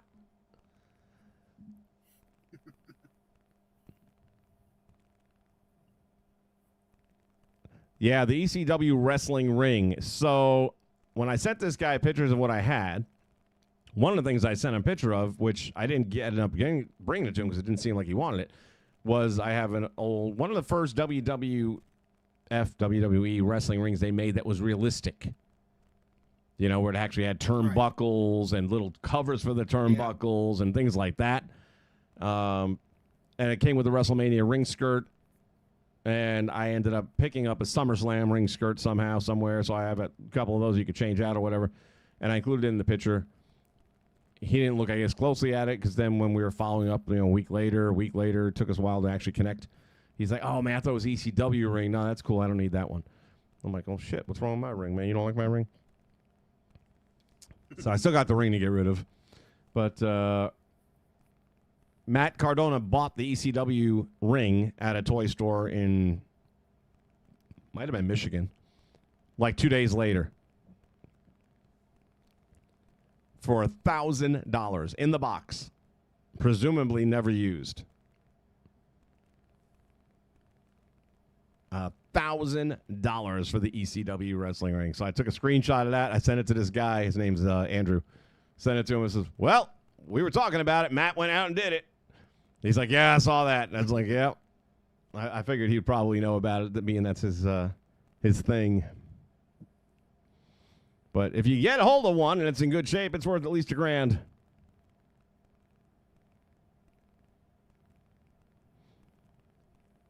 Yeah, there is no kayfabe, and that is what's wrong with, not with the fan, it's what's wrong with the business. And you can't fix that. Yeah. You can't. You're not going to have them really fight each other. That's why we have UFC. I was right the first time. That's why we have UFC, and that's why we have that MVP wrestling now. Well, actually, that's a piece of shit, so nobody's going to watch that. But anything you put the name Paul at the end of, you can be rest assured is going to be absolute shit.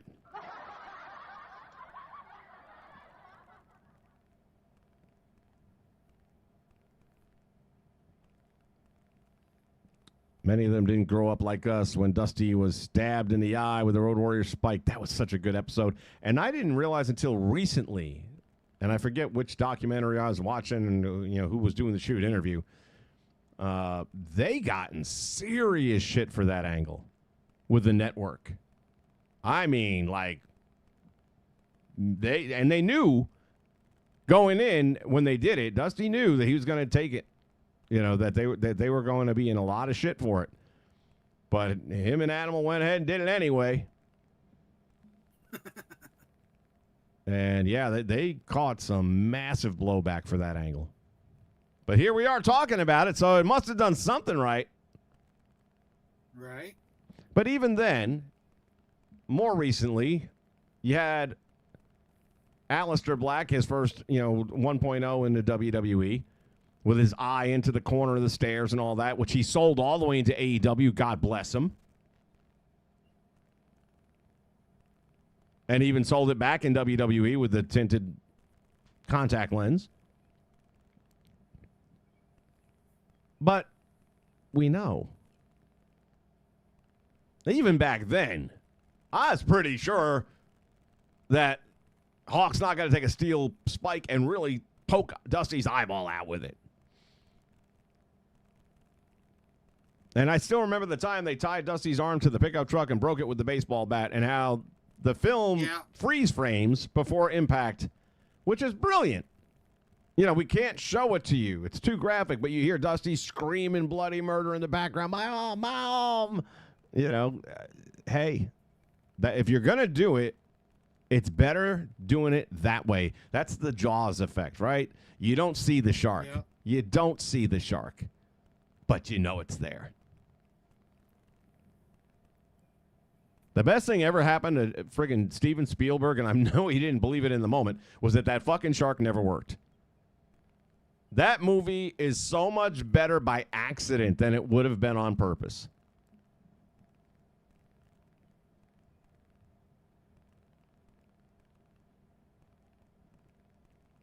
Yeah, I saw Weird Al's UHF. That was a long time ago. Couldn't even tell you the story plot line or any of that shit. I just remember it. I put that right up there with the Wayne's World movies, although I think I have a better memory of that, mostly because of Tia Carrera. God, she was hot back then. Woo. UHF, I can't tell you. That's got to be 20 years ago since I've seen that movie.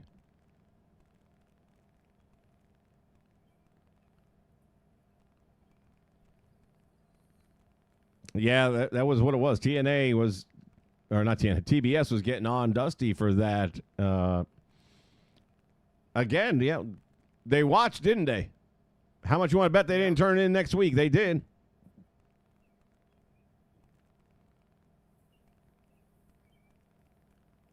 The ECW ring came with a silver-painted steel cage. It was basically the same as the WCW ring, but it looked way better. Yeah, most of their stuff was very much replicated from other lines of toys.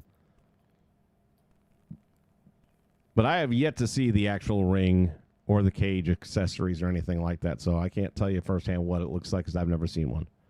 I do remember seeing them in the store. I just never picked one up.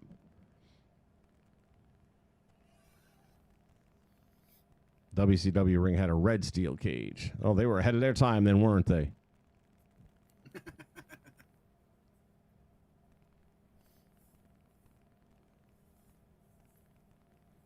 When Vader powerbombed Cactus Jack on the concrete floor in WCW and they had him in the asylum for over a month.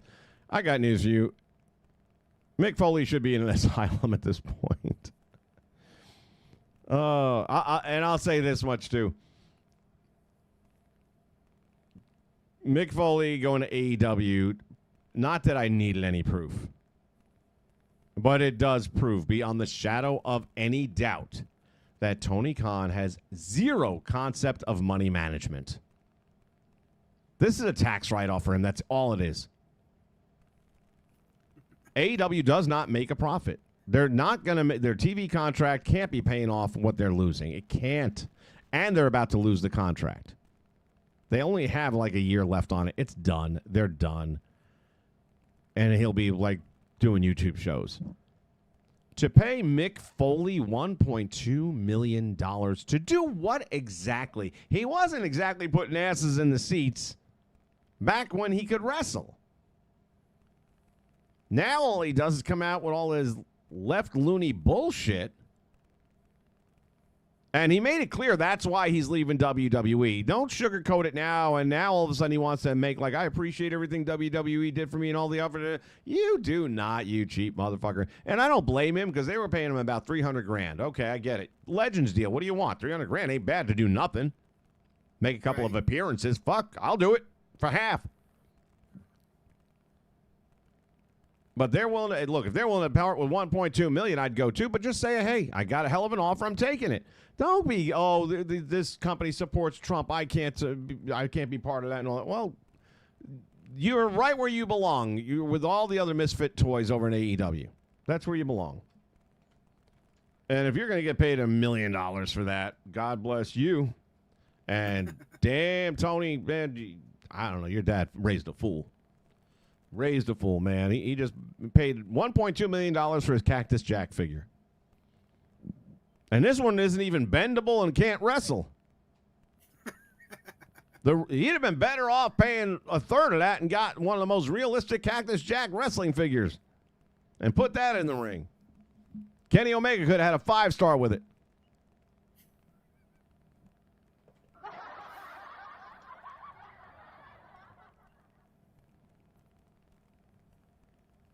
Yeah, it was a ratings thing, Ken. That's right. That's coming back to me now.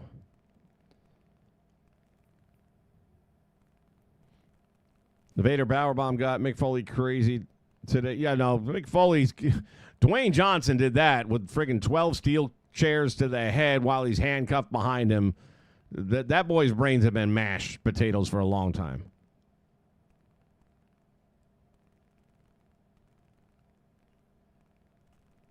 Yeah, Infrared, it's the same thing I'm saying. It's got to be a tax write-off. That's all there is to it.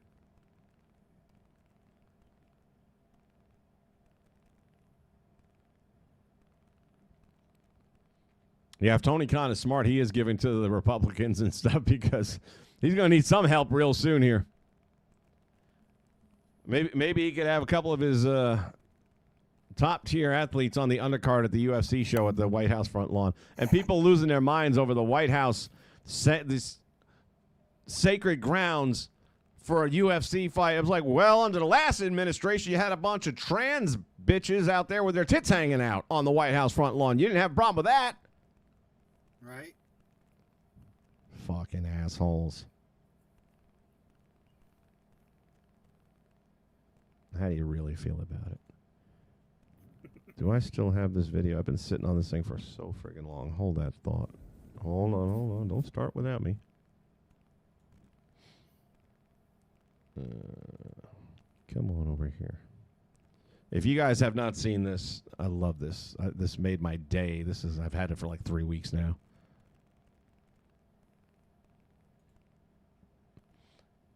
This is Cabrera, I forget his first name, Mr. Alexa Bliss. And you'll see Alexa Bliss as well. If you haven't seen this, it's great. All right, here we go. You wrote a song. You didn't even know it, but these are all your comments / texts, things that you have said to me in our relationship together. You ready? Mm-hmm. It's a fucking hit.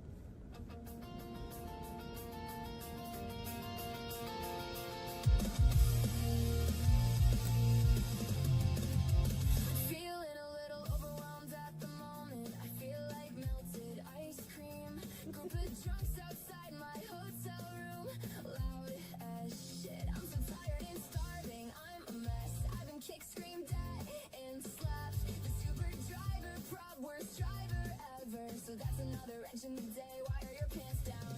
I'm falling apart, babe. I've had to pee the entire flight. Do you wanna split a Slim Jim? If I had $1 for every person who had me as their lock screen guarantee, you wouldn't laugh this much if you weren't around me. It must be pretty fun hanging out with me. Hey, I'll be stuck with you if you agree to be stuck with me. I'm not a drama queen. I'm just drunk. It's a hit. It's a hit. Do you remember saying anything? This has been such a hectic morning. I'm so exhausted and have way too much stuff to do today. Excuse me, put a hat on Alexa Bliss hair. I feel fat today. Oh, nice little double chin I have. I'll pay for Gyukaku because I'm going ham. I got peanuts stuck in my retainer. Also, I hate not waking up next to you. I'm falling apart, babe. I've had to pee the entire flight. Do you wanna split a Slim Jim? If I had $1 for every person who had me as their lock screen guarantee, you wouldn't laugh this much if you weren't around me. Must be pretty fun hanging out with me. Hey, I'll be stuck with you if you agree to be stuck with me. I'm not a drama queen. I'm just drunk. It's a hit. Isn't it awesome? Told you it's funny.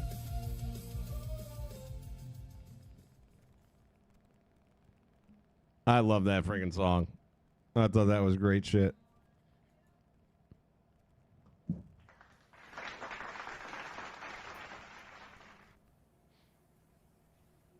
Taking all her little tweets and stuff that she sent to him since they started getting together and putting it to music like that. That was funny. I'd love you. Liv made her own entrance music. I say that works. Yeah, I've seen a few people do that.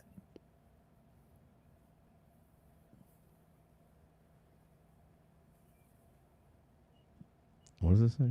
Oh, the White House front lawn. Where'd it go?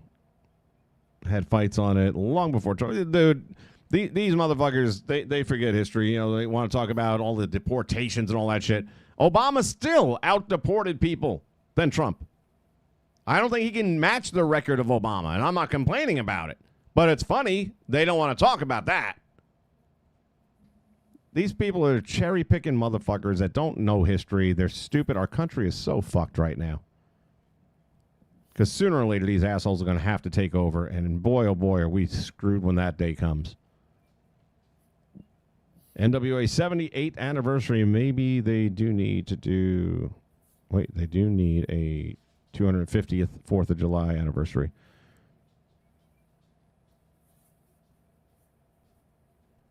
They need something. Yeah, it's just... I'm about another month away from giving them another chance. Yeah, Alexa's just a doll, man. I love her.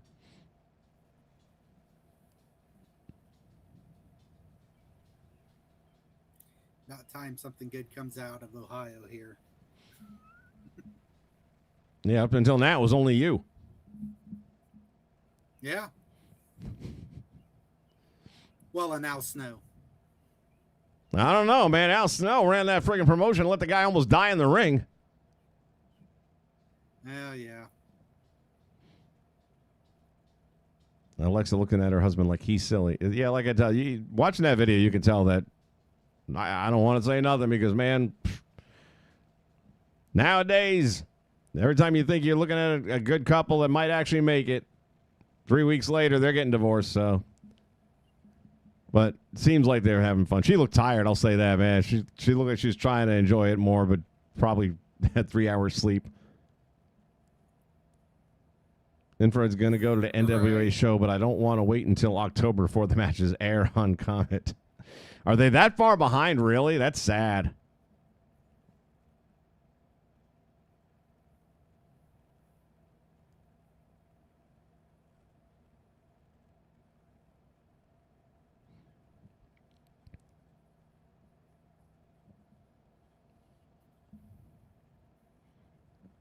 I'm looking at the stream over here, and it's way behind. Let me refresh.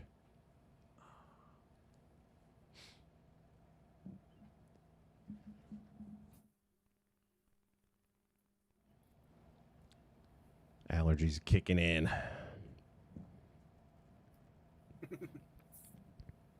I'll tell you, one of the greatest things about the WWE and Alexa's return has been her and Charlotte. That is just magic.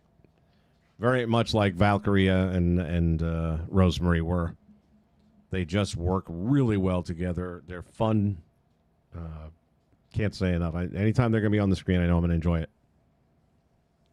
Stop flexing. I'm not flexing. I'm getting old, man. Everything hurts, man. Shoulders starting to kick in. I had to resume my workout schedule because I was getting lazy about that. And as long as I start working out, then the pain kind of goes away. But I take 2 days off, and it comes back, and it keeps me awake. And, yeesh, I've been falling asleep at like 7 o'clock at night, waking up 1 in the morning, staying up all night again. I'm back to all-night gaming again. No, but that's what Alexa said to Charlotte. Stop flexing. Oh, my God. Yeah, she got her to break. She got her to break character. Yeah. That was beautiful. And mind you, everyone else managed to keep it together, which normally one cracks, they all crack. Yeah, they all kept it together. I thought Rhea was going to crack, but she kept it. Yes, indeed.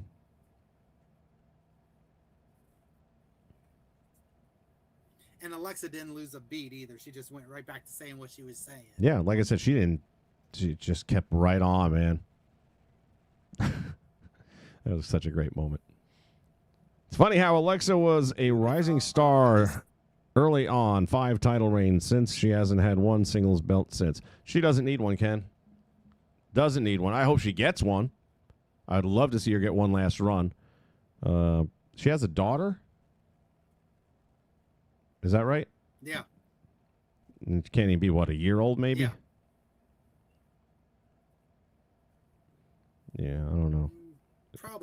Probably just over a year now. Yeah. I mean, I could see her wanting to have a match, like kind of like a AJ Lee thing where, just grab a belt for a month or two so the kid could see me as a champion. But talking about another 4 years down the line before the kid's really old enough to understand.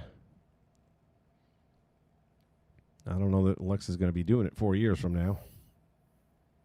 But maybe. Hopefully. I think she'll get a singles run. I don't think it'll be a big one or a long one, but I think she'll get one. That's what she said. No,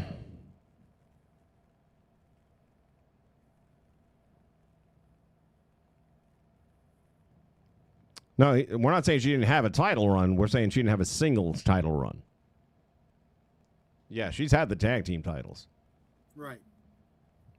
With a number of different tag team partners, if we're counting. I think it's like 5 different partners, if I'm not mistaken. But I'm liking the two of her and Charlotte, along with Rhea's working.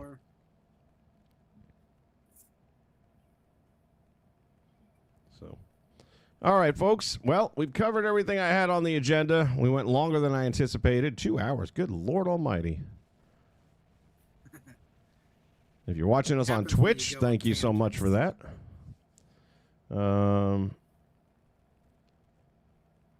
know when the next one will be. It just kind of comes and goes kind of thing. Like I said, the next and last show that we do here, so far as the 2K product is concerned, will be, as of now, my scheduled date is going to be Friday the 3rd of July, unless something from a career path changes, which is possible. It's over a month away.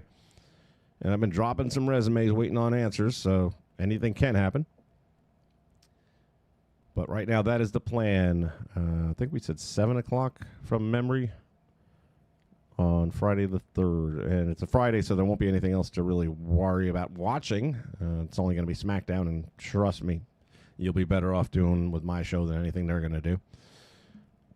And that's going to be the last one. So let's go out with a bang.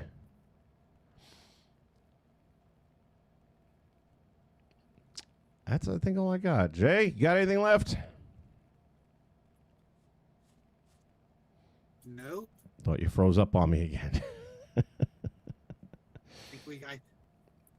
I think we've covered everything that's been in the news. So. Alrighty. Well, in that And then case, some. I just want to say thank you guys for everything. There have been a lot of really nice comments that came in after I posted the July 3rd thing, and I appreciate all of you guys. Just comes a time where if it's not fun, and wrestling just, for me, is really not fun anymore. And that game is just, talking to Jay, hasn't turned his on in a couple of weeks. He hasn't started the game up. I was at least going on every day just to get whatever free shit was available, and then I'd back out of it and close it down. I haven't even done that in 4 days. That's how little I give a shit about this game at this point. I just, if Ultra Pro were to come out with a game, I might come back for that, maybe. But I think they're done. I don't think they're coming out. I think it's been the quietest. There's been nothing on social media that I can find. He hasn't done. Sam loves him a good. Yeah, I've sent messages. Yeah, what? I was going to say I've sent him messages on his Discord asking what the progress and stuff is. Got nothing back, so. Okay, so it's not just a me thing. And you paid more than I did. Oh yeah, I got my key for Steam, and I can't use it till the fucking game comes out. So I'm supposed to have early access to it. Yep. We were in the Founders Club there, the $20 group, and then you could pay more. You didn't do the belt. I wonder if anyone ever got that belt. I got a funny feeling the only person that got the belt was Sam. I don't know. Because I'll tell you right now I that paid $70 for my. yeah, that Kickstarter did really well, a lot better than he was anticipating. And then he got that extra thing with the government money and whatever else. And I think he had raised somewhere. I could be wrong on the exact dollar amount, but I think he was going after like 30,000 was the Kickstarter ballpark number. 28 to 30,000 is my memory serves. And he ended up getting somewhere near 60 to 70. Yeah. Okay. And then the next thing we see is AEW's in England, and he's sitting 5 rows back with the UWF Championship on air. And I'm starting to think I know where a lot of that money might have gone. That's what I said. Yep. Because he ain't put shit out. And he's not answering anybody, apparently. Haven't seen him do it. He loved to be interviewed. Boy, he enjoyed that shit. So, I'd like to be proven wrong. And at least the guys that were making, I think it was called Ultra Violent Wrestling, they pulled the plug on that thing and said, listen, we're not doing it. You know, here's where we're at. And they were showing footage, and it looked really good. Not finished, but it looked really good. He's like, I know how long it took us to get to this point. I'm just letting you guys know we're done. We're not pursuing it any further. Now, I don't know that he had a Kickstarter campaign or any of that shit or not. I don't know. But at least they came out and said, we're not doing it. Virtual Basement came out and said, guys, this is a friggin' hobby project for me. It's going to be when it's done, and that might not be for years. Which means it's going to be years. So that I know of, there are no wrestling games on the immediate agenda other than 2K. 2K knows that, and that's why they can put out shit each and every year. This next year, mark my words, they are going to get the Snow White effect. They are going to get the friggin' Mandalorian effect. They are going to lose massively at the box office. People are not going to pre-order their game this year. You'll always have those diehards out there that are going to do it. That's your business. They have lost so much of that audience. And what did I say? $4,000 a head to get a new person. I am telling you, they have lost so much of their core audience this year. Anyone who doubts that I'm buying it next year or not, I'm not even playing it this year, and I paid for it. Right. Done. I hope to hell they go bankrupt. Honestly, 2K for me is Vince Russo for Jim Cornette. I just want to piss on their grave. And hate is a powerful motivator. There's not much I can agree with Jim Cornette on, but I do agree on that.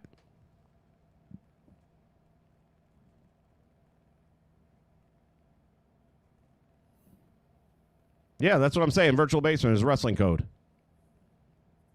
Same thing. And yeah, they have real jobs. This is a project for them, and they're just, it's a passion project, but their main passion is paying their bills. Understandable. Yeah.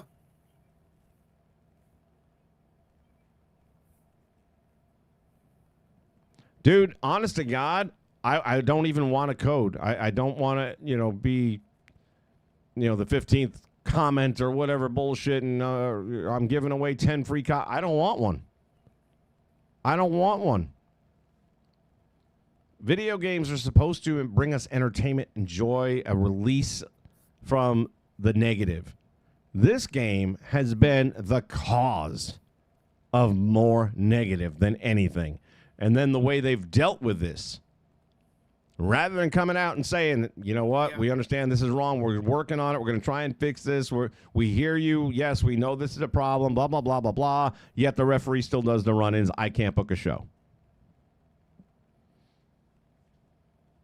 And I have to make a whole other account just so I can get on Community Creations. Yeah. And then I have to unlock shit on 2 different accounts. It's bad enough I have to unlock it at all. But then you got to do double dipping at least. And that's something that ain't going to happen either. At this point, Like when the DLC drops next week, or not even. When is it? The 3rd? It's Probably. pretty fucking soon. Anyway, Keeping up. when it does come out, I'll play the first tier just to get the unlockable characters, and then I'm done. And if I do end up dabbling in it here and there, and if I do end up earning some XP or whatever, and I can go a little further, but I'm not going to do the hour-and-a-half grind with Eric Bischoff bullshit. That ain't happening. And I don't even give a fuck what they have on level 40. I mean, I don't care. I think they're going to have another version of Kane is what it seems. I don't care. I've already got like 1 or 2 versions of Kane, and then the guys on Community Creations, they got it covered. Until they get their shit taken down. Yeah, there's that too. I mean, 2K just finds another way after another way after another way saying, fuck you to the fans. The fact that people are putting their tags on for their, Twitter handle. Follow me on Twitter if you like my content. And you're going to remove the content? Oh, you're doxing it. You can't dox yourself. You can't dox yourself. Right. Exactly. If I want to tell you where I live, that's my business. I just can't. I just can't. This is why I'm walking away, guys. I was going to do it 2 years ago. My plan was to walk away 2 years ago. It would have been 20 years even. I thought that was a perfect ending note. Nice round number, solid number, 20. And then I could, replay some of the old channel shit, which I still have a bunch of the old channel shit that I might start uploading that here and there. But that was always the plan. And then I don't even remember what happened 2 years. Well, we had the COVID thing. That's what happened. And they were canceling WrestleMania, at least the way we know WrestleMania. So if you remember the WrestleMania from 2020 that I did, I went all out on that one, man. Because I said, we're going to have a WrestleMania with fans. I don't buy this bullshit whatsoever. And had somebody had done a really good creation of what they thought the WrestleMania arena would have looked like in Tampa, Raymond J. Stadium. So I liked it a lot. I had a big pirate ship on the stage and all that, and the guy did a good job. So I took that thing, and I did promos before each match. And, I really threw that damn thing together because we're going to have wrestling, not this empty house bullshit. Although it looks like the WWE might be going to the empty house thing again real soon if they keep things up. They may have to put the monitors in the stands again. Get the LED board fans in the arena. Kane 01, Rey Mysterio, Filthy Animals. Oh, that's right, with the bib overalls, which I hate that fucking look. Brock Lesnar 03. I didn't know about Lesnar 03. But, Fred said, they're putting a mask on him. He didn't wear a mask when he was in the Filthy Animals. I wonder if you can take it off of him and have his face under it. Some of them you can, but then it has kind of like the paint job on it. I doubt it. I don't know. But yeah, it is kind of, why, there aren't like he had a million different costumes that you could have chose from. Why choose the one where the mask isn't supposed to be there to put the mask on just to make it look that stupid? But I hated the whole bib overalls look anyway. Lazy booking.